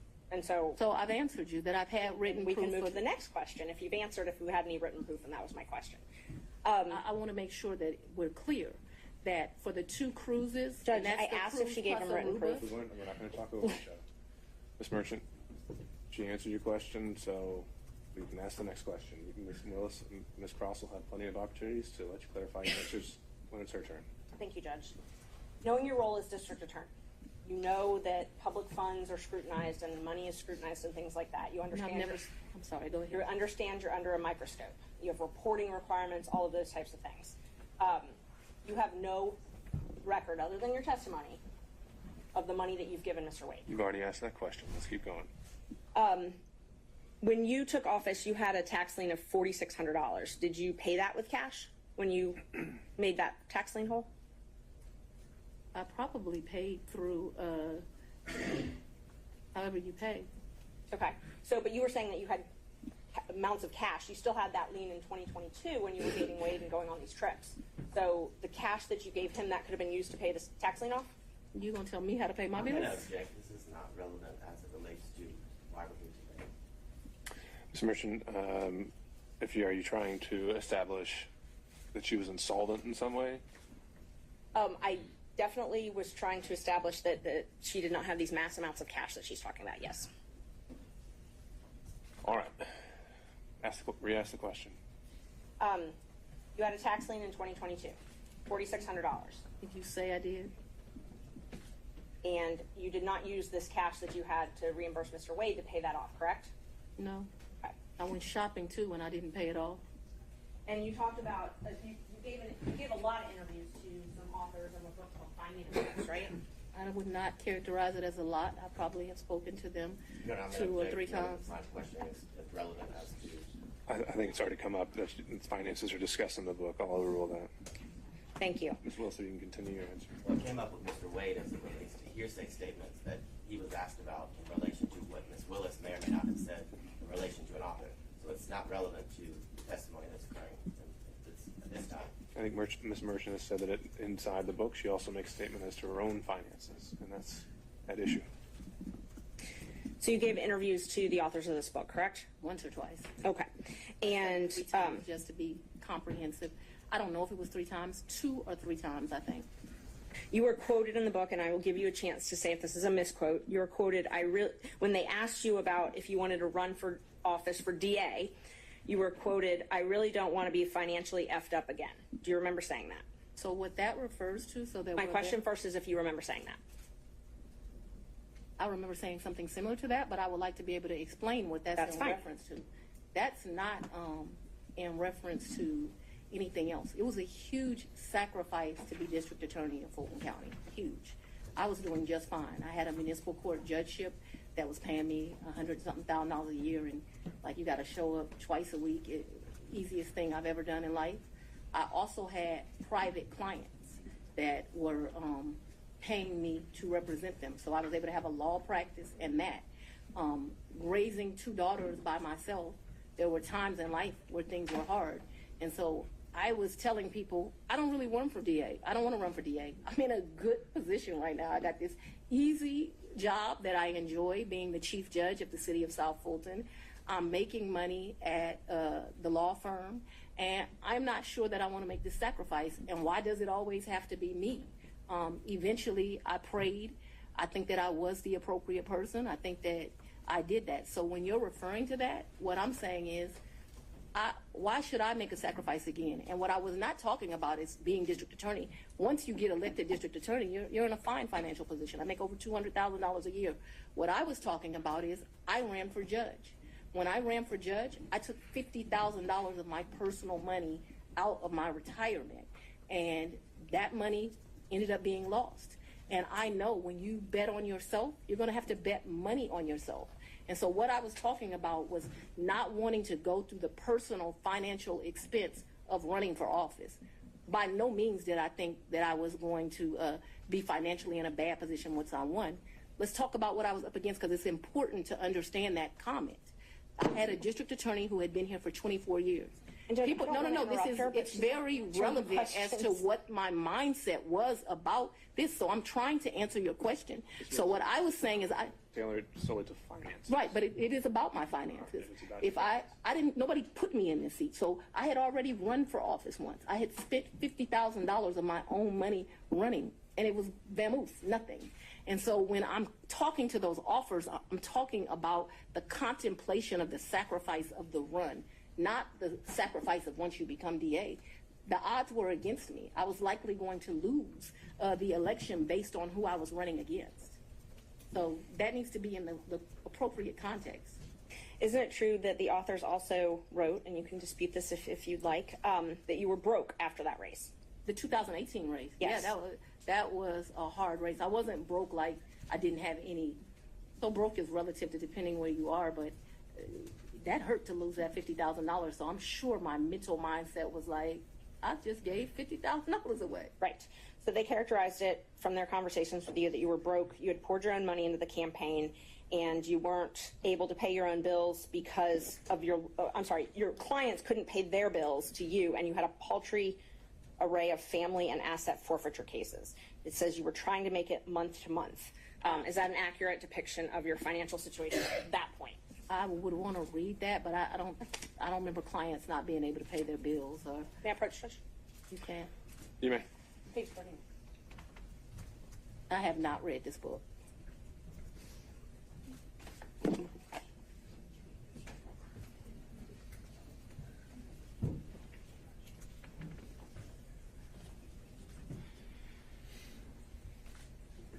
So like this fact here, her ex-husband Fred had run into a financial, I have no information I about didn't that. ask you about that.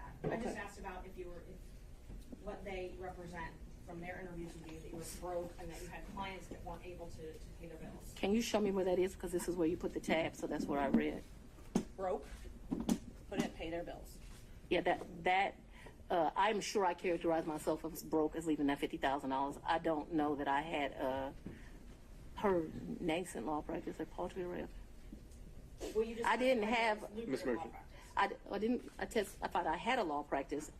So this is not correct. I'm sure it's just I didn't have any asset forfeiture cases. So I had one case where they had took one of my clients' money at the airport. I don't know if that's what they're I don't know. Poultry array. I did have family law cases. I guess that's what they're talking about. And clients who couldn't pay their bills ain't clients. So no.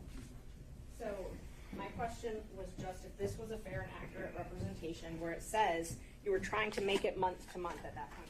No, I don't think that is actually a fair and accurate representation, but I am certain that after the 2018 election, I'm still not really happy about having given up that $50,000. You know when you paid your tax lien? I don't. You don't? Do you know if you paid it? I know I've paid some taxes. I don't know. I don't want to speculate. Did you tell anyone at Fulton County Board of County Commissioners about your relationship with Mr. Wade? No. Did you disclose your relationship to anybody at Fulton County?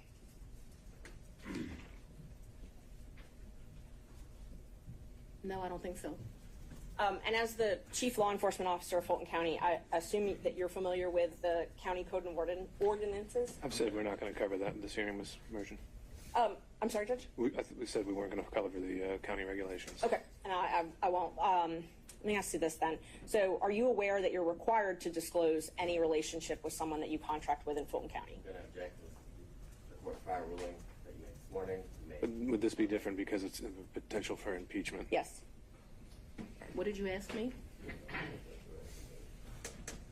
Ms. Merchant, if you could re-ask the question. Okay. Are you aware that Fulton County requires you to disclose any relationship with someone that you're doing business with? I'm not aware, and I know often that things are confused with state constitutional officers in county, but I'm not aware. Okay. So it's not so it's your understanding that you don't have a duty to disclose the She's relationship? answered that question. Let's keep going. Did you keep track of this cash that you paid him at all? What are you talking? I don't understand. Did you keep track? Did you keep a ledger? Did you keep track of it? So I've only given him cash, as I mentioned, 3 or 4 times. There's no ledger. This is friends handing money off to each other. So the answer is no, you didn't keep And I track. think you've already asked whether there was any written proof whatsoever, and she's Yes. answered that. Okay. So we've covered this. Let's move on.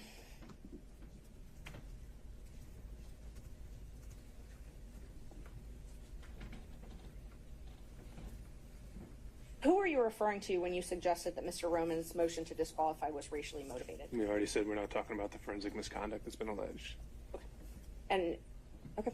And just so the record is clear, I don't believe I said that his motion was racially motivated, so I don't want that to stay there. I've never said his motion was racially motivated, so that should not be Ms. true. I if think she it would wrote be that. best if we don't need to go down that road. We're going to save that for argument. You once said that you would not engage with a personal relationship with anyone that worked for Fulton County. Is that correct? An employee? Anyone that worked for Fulton County. I think I said an employee. Okay. So that's the qualification you give an employee? You wouldn't. I think that's the statement that I made, so if you want to quote me accurately. So it's your position because Mr. Wade was not an employee? Or it's your position he wasn't an employee, correct? Mr. Wade is not an employee, and he will tell you that over and over again. Just one moment, Judge.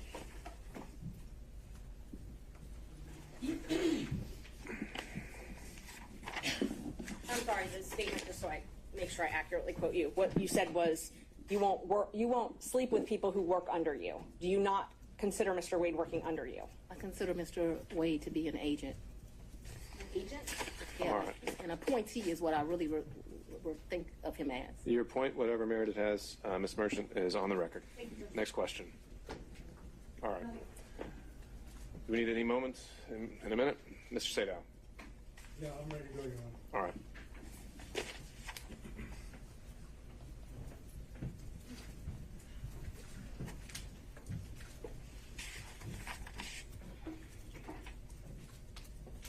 I'm going to try to ask you questions that you can actually answer without having to explain, okay? Yes, sir. My comprehension skills are pretty good, so we should do all right. We shall soon see. If I heard you correctly, you moved into what I will refer to as the Yurti condo in either March or April of 2021. Is that correct? Sometime between late February and April. Yes, I don't. Just so we're clear, yes. But in that time period, you're in the ballpark. We're in the ballpark. And is that Yurti condo, would you say that it is in Hapeville? It is in Hapeville, yes, sir. And you moved in there for safety reasons? My father, yes, I moved in there. We were concerned. My father was terribly concerned about me continuing to live at the house. And so that we're clear, people came to my house at 5 o'clock in the morning about the police brutality cases, saying I was going to have a wake-up call. There were security threats due to gang cases, and there were concerns due to that was at the very beginning of this, looking into that. And so for all of those reasons and what was happening, my father wanted me out the house, and begrudgingly I left. Okay, so the answer to the question was yes for safety reasons, correct? Those were all of the things that caused the safety concerns. I'm sorry. I'm not questioning whether they are or are not safety concerns. I just asked that you moved into this condo, the RT condo, Right. for safety reasons, right? Yes. Okay.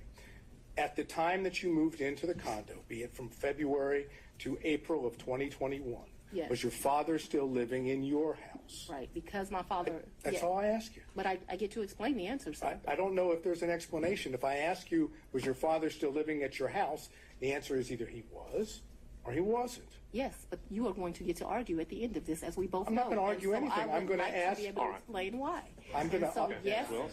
because my father is an older gentleman, he was worried about COVID, and he stayed. Ms. Willis, I'm going to have to say that's second time. Whenever we have to put a pause, we stop testifying, okay? You'll have a chance to explain yourself. The question was whether your father was not staying there at the time, and you're clarifying that in your answer as well. You can have a brief clarification, but it shouldn't be something that reaches well beyond the question. All right, Mr. Sadao, you can re-ask the question. We'll see where it takes us. Okay, thank you, Your Honor. Was your father still living in your house at the time you moved to what I would refer to as the Yurti condo? Yes, sir, he was, due to his concerns related to COVID. Okay. The safety concern was that there was potential danger at your house. Is that correct? Yes, my address had been exposed, so yes, there was concerns about potential danger at my house. Okay, so anyone staying at your house in the time period after you went to the Yurti condo was still in danger, correct? Yeah, well, no, he did. I think you have to. It's your attorney, Ms. Willis. Sorry, Mr. Bott, your objection is speculation Yes. to the question of Speculation. whether someone was still in danger at her condo. Just let her answer the question. Or Mr. Sadon wants to rephrase. No, yeah, I'm not sure. I was able to I've got understand it. I've got the objection, and then I have. I'll withdraw the objection. You can move forward. Okay. So, and I don't remember the question, so I can answer it. Well, you can now that the objection's been withdrawn. Can you try to answer that question? Yes. There's still a safety concern for people staying at the house. Yes, I was very concerned about my father still living at the house. However, if you have dealt with an older gentleman, he was not leaving the house, despite my urging him that I thought he should leave as well. He did not want to leave the house because he was particularly worried at his age about COVID. But that became, I don't want to say, I was not happy with that decision of my father's, but I can't ultimately make him leave, and he stayed there too long, in my opinion. Okay, thank you. During that period that you left to go to the Yurti condo, did any of your children stay at your house? So I don't, I don't think that they were there at that point. Certainly my baby wasn't there. I'm talking about this entire period. We're talking about, if I remember correctly, and you'll correct me, I'm sure, you said that you stayed there at what I would call the Yerty condo until January of 2022, correct? Yes. Okay, so I'm asking you in that period, which would be February to April of 2021 until January of 22, did any of your children stay at your house? And you don't have to yell at me. I'm able to understand. So I would ask you to not yell at me. That being said, I don't actually expressly remember, but I can tell you since I have left my home, there have been times my oldest daughter came in. But I can't tell you with certainty the time window that you've said, if they did or not. And so I don't want to speculate to that. But there was some time that my oldest daughter came back. Whether it was that period or after I left the Yerty residence, I'm not sure, okay? Okay, so if I continue to go into more detail on this, you're not going to be able to give me an answer of whether or not, in fact, any of your children were still at the house or stayed at your house during that time period, correct? What I can give you clarity of, so that we are clear, is from the time I moved out in February-ish of 2021, after I left there, there was a time period that my oldest daughter came back. But if you're asking me, was it in that window or after, I just don't have a recollection of that because, you know, your kids come and they go. And so I don't remember the specific time period, and I apologize for that. Did your children ever stay with you at the Yerty condo? Like maybe a night. Okay. Like for a girls' night or something, but live with, no. Okay. Did anyone else stay with you at the Yerty condo, Other. including Miss Yerty? Never. Miss Yerty never lived in the condo. She met her husband and they moved. They weren't quite married, but they moved. Nobody ever lived with me in the condo. That was My long word period. was stayed, not lived. Stayed with you at the condo. I guess I don't understand the distinction, but no one ever, I think my oldest child, I think she spent one night with me, maybe my oldest and my youngest, but I think that whole time I was in that place, other than that one night, I don't think anyone ever, this was a very lonely period in my life. I don't think anyone ever spent the night other than maybe one night. I remember a picture of my baby sitting on the couch in that place, and I'm thinking she spent that night. But just a very lonely time in life. Okay. We'll stay with the lonely theme just for a minute. Did Nathan Wade visit you at the Yerty condo from the time you moved in until he was hired on November the 1st of 2021? So I moved out of that condo, but during that time period, I'm sure he came to visit. He came to visit. I can remember us going, I think the restaurant's Lickety Split. I can remember him picking me up, going to Lickety Split and ordering some food and coming and sitting at my table and eating. So I remember times that he visited me at that condo, yes. Okay, could you give us an approximation of how many times Mr. Wade visited you at the condo between the time you moved in and prior to November 1 of 2020? I don't think often, but I don't want to speculate. Can we say more than 5, more than 10? I'm going to tell you the problem I'm having here. Let's say more than 10, but I'm not sure that that's even accurate. He certainly has come and picked me up, gone to grab some food to eat. I don't remember him being in that condo a lot. Okay, that's your. I'm sorry. You want a number, and what I don't want to do. Giving me your current and best recollection is all I'm asking for. That's all I can give you, sir. How many times did any of the prosecution team, how many times did Anna Cross come to that condo between the time you moved in and November 1st of 2021? I don't think Anna's ever been to that condo. What about any other prosecutor that's involved in the prosecution of this case? I don't think any of them have. Just Mr. Wade. That's correct, sir. But it was a lonely time. Oh my God, that 2021, I have a lot of guilt about this time period in my life. Let me tell you why. But yes, it was a lonely time. Okay. I was very appreciative to the citizens for giving me this responsibility and this duty. But what I very, very quickly learned is that this is a very isolating job, and 2021 was a lonely time. I turned 50 in 2021. That's probably one of the worst birthdays I've ever had. I spent it alone. So I have a clear recollection of 2021 being lonely. Okay. Did Mr. Wade ever visit you at the condo, the time period I'm talking about, prior to November of 2021, when Ms. Yerty was at the condo? So Ms. Yerty and me, we didn't share the condo at the same time. So the answer would be no. But we never stayed there together, so it's an impossibility. It's an impossibility. Yeah. Okay. Now, Ms. Yerty, because we need to get clarification on this. Ms. Yerty stayed in that place. There may have been a time that me and Mr. Wade visited, like went and saw Ms. Yerty, but me and Ms. Yerty never lived there together. Just so we're clear.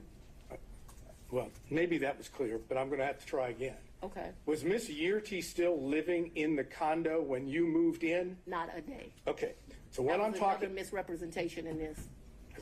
We never lived together. I never lived with Miss Yerty. my question though, I'm trying to understand Okay. that after you moved in to the condo, Miss Yerty she was out of the condo, right? She got a house. That's all I'm asking. She's not in the condo. We never stay, Miss Yerty and I never stay a day together in the condo.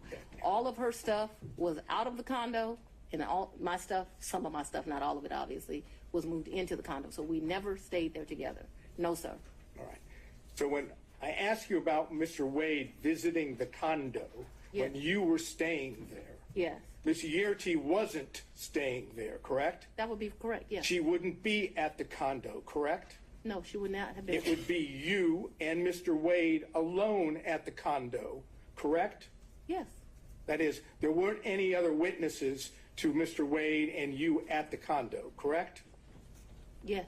No security, none of your security detail. I don't object. She said it was just her and Mr. Wade. You made your point, Mr. Sadow. Let's move on to the next one. Yes, Your Honor.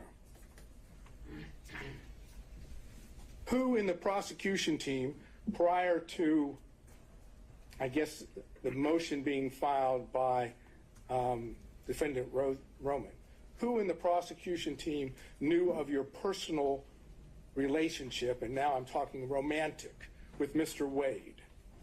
So, sir, I am extremely private. All I ask No, you no, is no. who knew.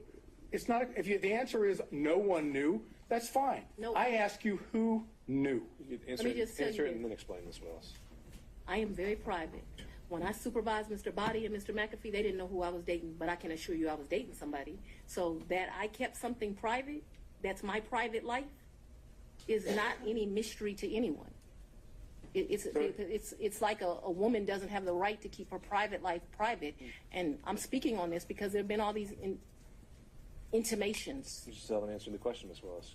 I'm sorry, what was the question, Your Honor? Is there anyone else who knew about it? And then you can explain. I don't know. I don't think so. I certainly didn't go out telling my business to the world. Okay, so, the best of your recollection, you didn't inform anyone on the prosecution team that the individual that you had chosen to lead the prosecution team had a personal relationship with you. So Is that correct? That's inaccurate. Your question is inaccurate. What? Because you stated that the person I chose, we had a personal relationship. So we had a friendship. We have all these distinguishing factors. Remember, when I chose him in November of 21, first of all, let's get this straight. Mr. Wade was not actually my first choice. That's no insult to him. Your Honor, No, I it is don't- you, because of the way you phrased the question. You said, when I chose him, I didn't inform people of a personal relationship. We have defined personal as romantic. It is an inaccurate way to state the question. Then I will certainly restate it so it is very accurate. Okay, and please do not yell at me. You hired Mr. Wade for the first time on November 1st of 2021, correct? November of 2021, yes, Okay. sir. Your testimony is, whether one accepts it or not, your testimony is that at the time you hired Mr. Wade, there had never been a romantic relationship with Mr. Wade before you hired him, correct? Yes, my testimony is that we were very good friends, but not, well, we're talking about sex, so let's just don't. Well, No, I'm not talking about, I'm saying romantic relationship doesn't necessarily have to be just sex. Well, It can I be don't- dating, it can be holding hands, it can be any of those things that one might call romantic. I'm asking you whether or not prior to November 1st of 2021, there was a romantic relationship with Mr. Wade. It's very simple. It's either a yes or a no. I don't consider my relationship with him to be romantic before that. I'm not a hand holder, so no. That's fine. Now, let's move beyond November 1st of 2020, Yes. 2021, excuse me.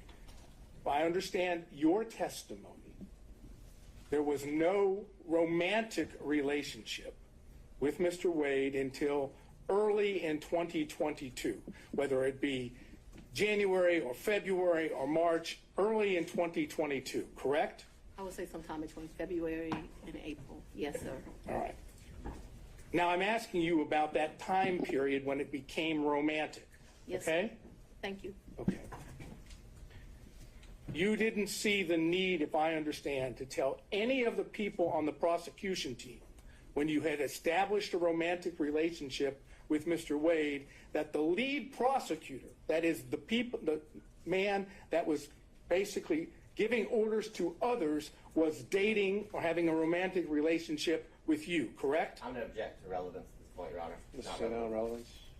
Just to prove, we're attempting to show that there is an issue on the credibility about the relationship. The failure to have informed anyone on her team that she was having a romantic relationship with the lead prosecutor, I suggest gives rise to that inference. That's the relevance. The inference that The inference that they were concealing this because it was not as it's been characterized to the court, and that in fact it started earlier than what they say. all right, overruled. Mr. Sadon. I just want to make sure that we're clear. From at least 2020, me and Mr. Wade were friends. At least that time period. Okay, I'm not talking Okay, so about. no, I want to be clear because my credibility is being evaluated here, right? We were friends. We hung out prior to November of 2021. In November of 2021, I hired him. I do not consider our relationship to have become romantic until early of 2022. Because I don't know a date and time, I'm saying sometime between February and April of 2022, and very early April of 2022, because I know that trip that I discussed with you was like the first week of 2022, that the relationship had become romantic. I hope that answered your question, but I can't have it where, we're saying something differently. All right, so you've established the timeline as you put it. The question originally was, at that time, did you tell any other prosecutors on the prosecution? I never tell people at work who I'm dating. All right, Mr. Sadon. Okay. Did you take any trips to D.C. with Mr. Wade? Never. Did you take, okay, so you have no, what I would call personal trips or business trips to D.C. with Mr. Wade? I never went to D.C. with Mr. Wade, personal, business, otherwise, never. Okay, so, I've never been in the District of Columbia with Mr. Wade, or Maryland, Virginia, the DMV as they call it. so as I understand it, to be clear, any trips that you would have taken to see D.C. That would not, was a pretty clear answer. huh? That was a pretty clear answer. No. Asked and answered She just said no. twice. So you have a variation or something new to bring up? I'll ask it and we'll see. Did you take trips to D.C. that were non-business during the time period that this case or this matter was under investigation? I'm going to object as to relevance as it relates to the matter that we're here before Your Honor today. Well, again, the question already asked is, did you take personal or business trips? She said, But that was with Mr. Personal or Wade. business? That was with Mr. Wade. This I asked her alone whether she took. okay. What's the relevance? And what would be the relevance of that? I'm trying to understand whether or not we have an ability to show a personal trip in which Mr. Wade is there at the same time.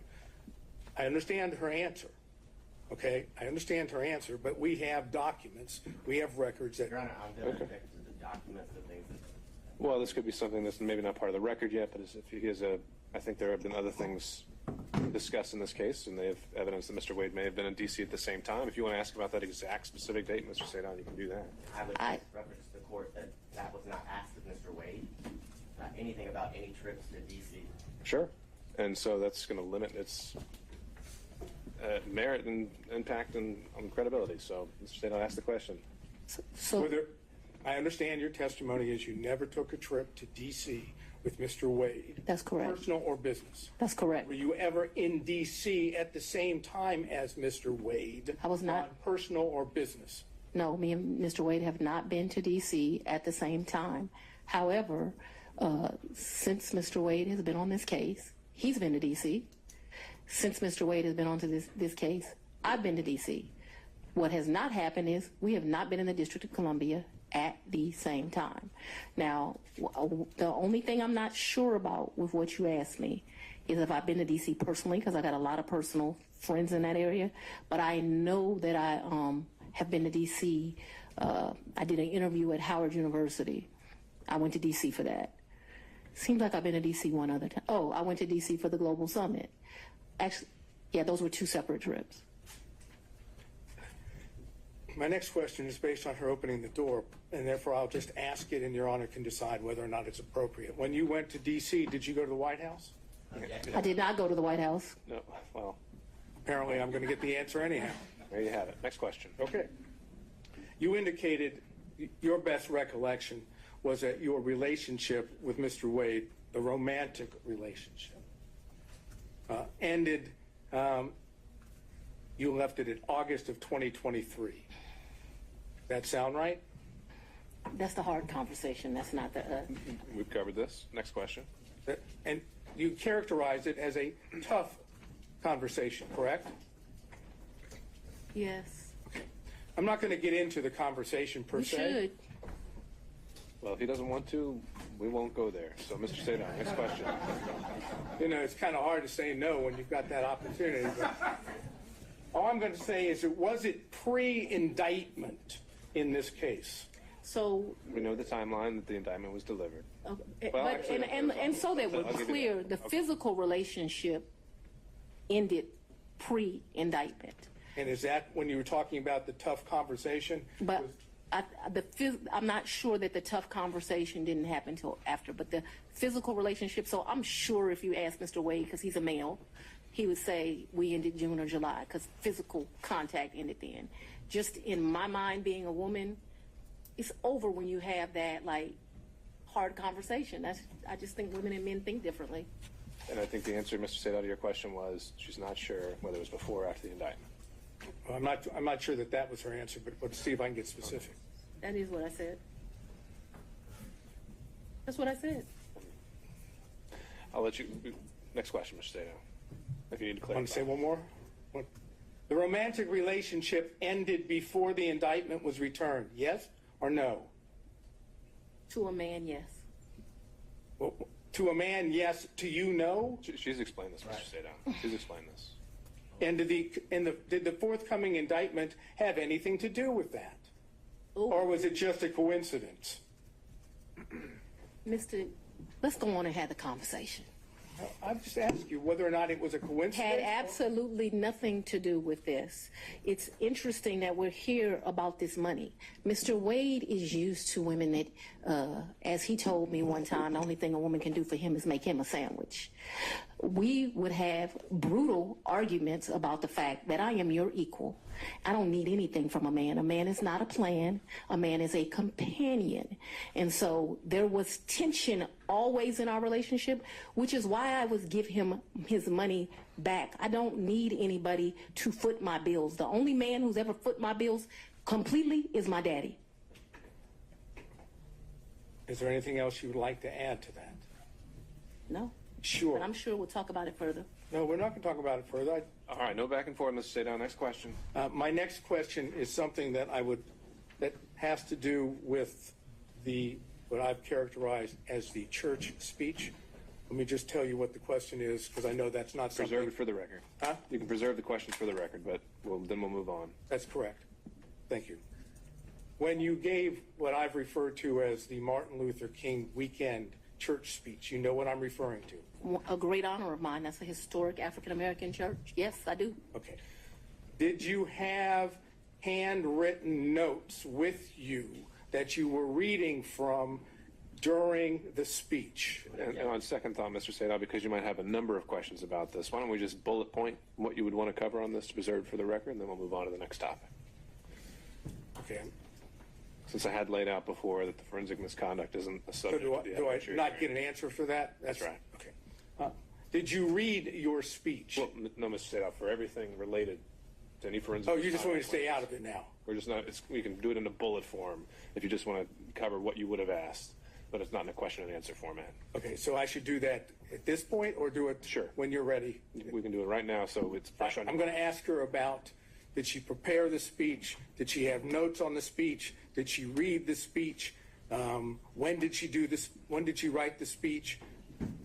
Who was she referring to when she was talking about others? Who was she referring to when she said they? Who she was referring to when she spoke in terms of their, that is, their, I would love to answer those questions. Well, Ms. Willis, you could certainly do that in some other format, but for today, that's what we decided we're not going to cover. who was she talking about that was playing the race card, and why she didn't tell the people at the church that she had had a personal / romantic relationship with the, all due respect the way it was characterized, the black man that she was referring to, and was the black man she referring to, was that Mr. Wade? Okay. That's that area of inquiry. Noted for the record, Mr. Sadov. Next topic. Okay.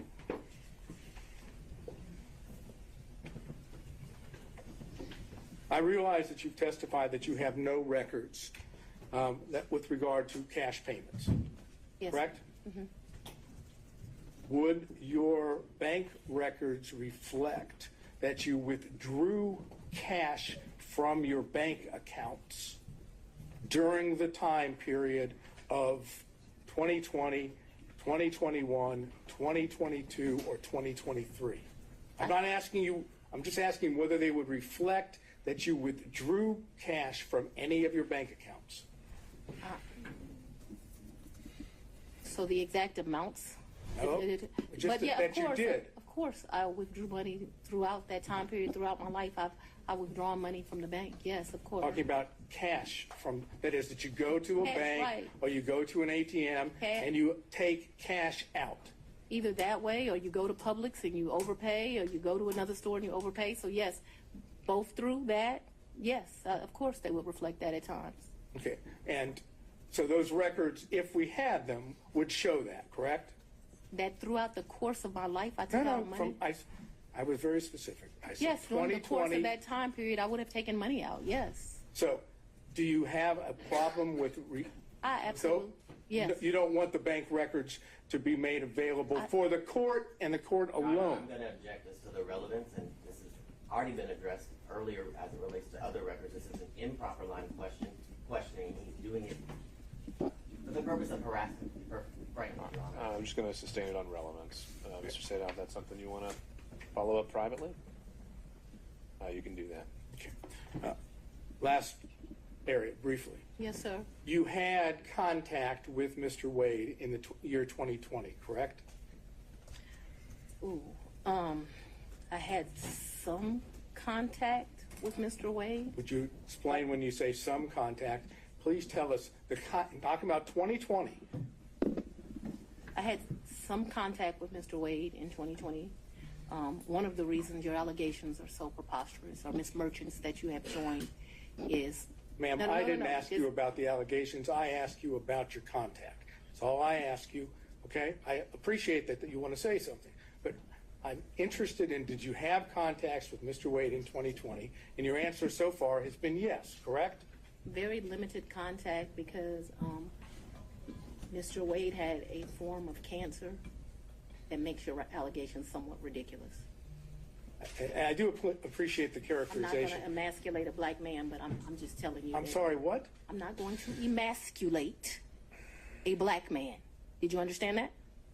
All right, So I don't let's think get we should back on discuss track. further. Mr. Sato, next question. Trying to, Your Honor. Would you tell us on the occasions in 2020 that you had contact with Mr. Wade? I'm sorry. I thought I had answered that. Yes, sir. There were times in 2020 I had contact, but 2020 was the year I was running for office. It was a year that he was going through some serious medical issues, and I did not have much contact, but I certainly had contact with him in 2020. Did you go out to eat with him? Maybe, probably. Did you visit him in any location, his office, or did he visit you in your office in 2020? I am sure I'm sure, ooh, that's a very good question. I'm sure he came to 750 in 2020. 750 was my office. Okay. Not often, but maybe once or twice. Maybe I went to his office once or twice, but maybe once. And the purpose for going to his office would have been what? Maybe we would have went to Mellow Mushrooms for pizza, or maybe he would have come for lunch. I'm sure we went by each other's office, though, but not often, not a lot. We both grinded, trying to make a living. I understand what you've said about the cancer, and I'm not going into that. But when you were going out with him to restaurants, or when he would come to your office, right? Those were not sterile environments, were they? Oh, very sterile, because it The was. restaurants were sterile environments? A lot of times we wouldn't eat there. We would pick up something and go in, but they were. I'm listening to you. You pick up and take it to where? Maybe eat at our office, but it did not happen much. That's what I'm trying to explain to you. And my office in 2020, nobody was coming in. I was stir crazy, so I would still go into my office. If you remember, when I started this, I said, I am not even sure if we came to each other's offices, but I am trying to be over cautious. So I think I can recall him at 750 a couple of times. I just think I can recall him at 750 once, but let's say twice. I have seen his office. I remember all the awards in the lobby, but I'm not sure in 2020 I went. I'm not even sure I went in 2020 at all. I just want to tell you yes, because I'm not sure. But I have a distinct recollection of him at 750. I actually don't have a distinct recollection of me at his office in 2020. But maybe I went to his office in 2020. Maybe. Did you have ongoing phone conversations during 2020 with Mr. Wade? Oh, yeah, I talked to, yes, absolutely. Yes. Yes, no question about that. No question, I talked to him on the phone in 2020. I understood, and this is, maybe I was confused. The Belize trip was for His 50th birthday. his 50th birthday, and that was in March. He turned 50 March 18th of 2023. If you look at the dates of the trip, I think we were there about 6 days. We stayed at 2 different locations. and you paid for it. 100%. He said, not only, I paid for the hotel, I paid for the flights, I had a birthday luncheon for him, I paid for massages, I paid for everything. And would those payments be reflected on your credit card? I paid for the cash.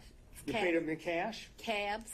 I was telling you all the different things. I'm asking you whether or not those payments would be reflected on credit card bills of yours. So there was about $500 that I think is reflected on a debit card. What my recollection is, I took about $4 in cash with me to that. 400 or 4,000? 4,000. But I remember I handed him 2,500, and then the rest was just the money we spent. I probably gave $300 or $400 to this guy who was a taxi driver. He would drive us every day around the 2 or 3 days we went. Took him to eat like it was my trip money. And you had, to be clear, to end this up, the 4,000 that you've just told us. But I didn't give it all to him. Remember, I only gave the 2,500 to him. I didn't ask you that. I was going to ask you that 4,000 is part of your, my words, cash hoard that you had collected over time. Cash what? Hoard, H-O-R-D-E. Oh, I thought you said something different, sir. No, I'm afraid I wouldn't say that. Any circumstances to you or in court. All right, back on track. So hoard, cash hoard debt. I would not classify it in that way, but I have money at my house. Yes, sir. And the money, when you had money at your house, I'm speaking too loosely. I had money wherever I was staying. So I was not referring to my house in 750. I'm saying I had money wherever I was laying my head. Yes, sir. that was my fault that I wasn't clear. Okay, so when you were at what we said the Yerti condo during the time period we've always discussed, that's where you would keep your cash. When I stayed there, yes. Okay, that's all I have. Thank you.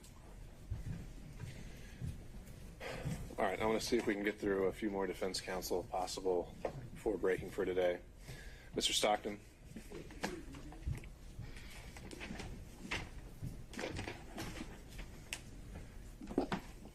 Madam District Attorney, I'm Alan Stocks, and I don't think we've had the pleasure of meeting. It's a pleasure to meet you, sir. Madam DA, you described these various trips, and Mr. Sadow asked you about going to Washington. Did you and Mr. Wade go to New York? I've gone to New York. I've gone to New York twice since I've been district attorney. I'm trying to think if it's 2 or 3 times. I went to do a domestic violence thing there for sure, and I was honored, and I went to the Apollo there. Those are the only 2 trips that come to mind. I went. He was not with me. You also said that he was a world traveler and had been on many of the continents. I've been to 6. Have you been on any of those continents with him? Besides this one? Where's Belize? What continent is it? I'm not being funny. I don't know. Let's say, with the I've been exception to of... Belize with him. I've been to the Bahamas with him. I've been with Aruba with him. Don't embarrass me. I'm not sure what continents those are on. Whatever continents those are, that's where I've been. I'm sure if I gave it some thought, I would tell you. But whatever continents those are, that I've been to those locations, sir. But not Australia or any other continents? I don't even want to go to Australia. I do know he took a trip in December to Australia. I have no idea, you know. I don't know anything about that trip. When Mr. Wade began working with your office, Yes. he had 2 other gentlemen that worked in his firm with him. Is that correct? Yes, Terrence Bradley worked for him, and Chris Campbell worked not for him. They worked with each other. Did you understand what their partnership arrangement was? No. Did he ever make you aware of how fees were divided or anything? No. Now, since you have been district attorney, the 2 gentlemen that worked with Mr. Wade and his firm, they also had contracts with your office. Is that correct? I probably had 2. I don't. Well, I don't know if we've covered this in Ms. Willis, but I still don't know what the relevance would be of her testifying to this. But I've had about 10 people. Oh, I'm sorry. Do you want me to answer Let's or figure no? this out. Judge, respectfully, I think based on Mr. Wade's testimony, he had an interest in those contracts. Sure. And then, but how's that been imputed to Ms. Willis? I don't know whether or not she knew she was giving him that benefit. That's what I was trying to explore. Okay. Well, maybe we can start with that question, and then if she doesn't know about it, then the ins and outs of all the contracts wouldn't be quite as relevant. Judge, to lay a foundation for that, though, Let's see where it takes I need us. to... Go ahead. The 2 gentlemen that were in Mr. Wade's office, did they have what I think has been referred to as a taint contract? So let me be clear, and I may get the names wrong. When I first became DA, the office was not properly staffed. And so I'm surprised any lawyer would take it, but I did a contract for like $60 an hour to help us out with first appearance. That lasted a few months. Okay, so I can't remember if Bradley or Campbell had that. I'm sure we can have records and I can tell you which one, but I just can't remember now. I liked their experience. Bradley had been a probation officer and a defense attorney. Campbell had been a police officer and a defense attorney. There's a reason I'm telling you this. Then that contract, like I said, it didn't last long. It was just, I was aggressively hiring. As soon as I got where I felt like I had first appearance, enough lawyers for that, I let them go. Then we had what's called a filter contract, but it was not filter for this particular case. I do have a lawyer who does the filter for this election interference case. When we're talking about filter, the contract they had that neither one of them has any longer, I now have another lawyer that does that for me. It was only for police brutality cases. It's for what I call the, so when I first got to be the DA, I had, the whole unit was called anti-corruption. It dealt with both elections and police brutality cases. I actually took a trip to Houston and visited the district attorney in Houston. They divided their work up, and I thought the way she was doing it was better than me. And so I made a civil rights unit.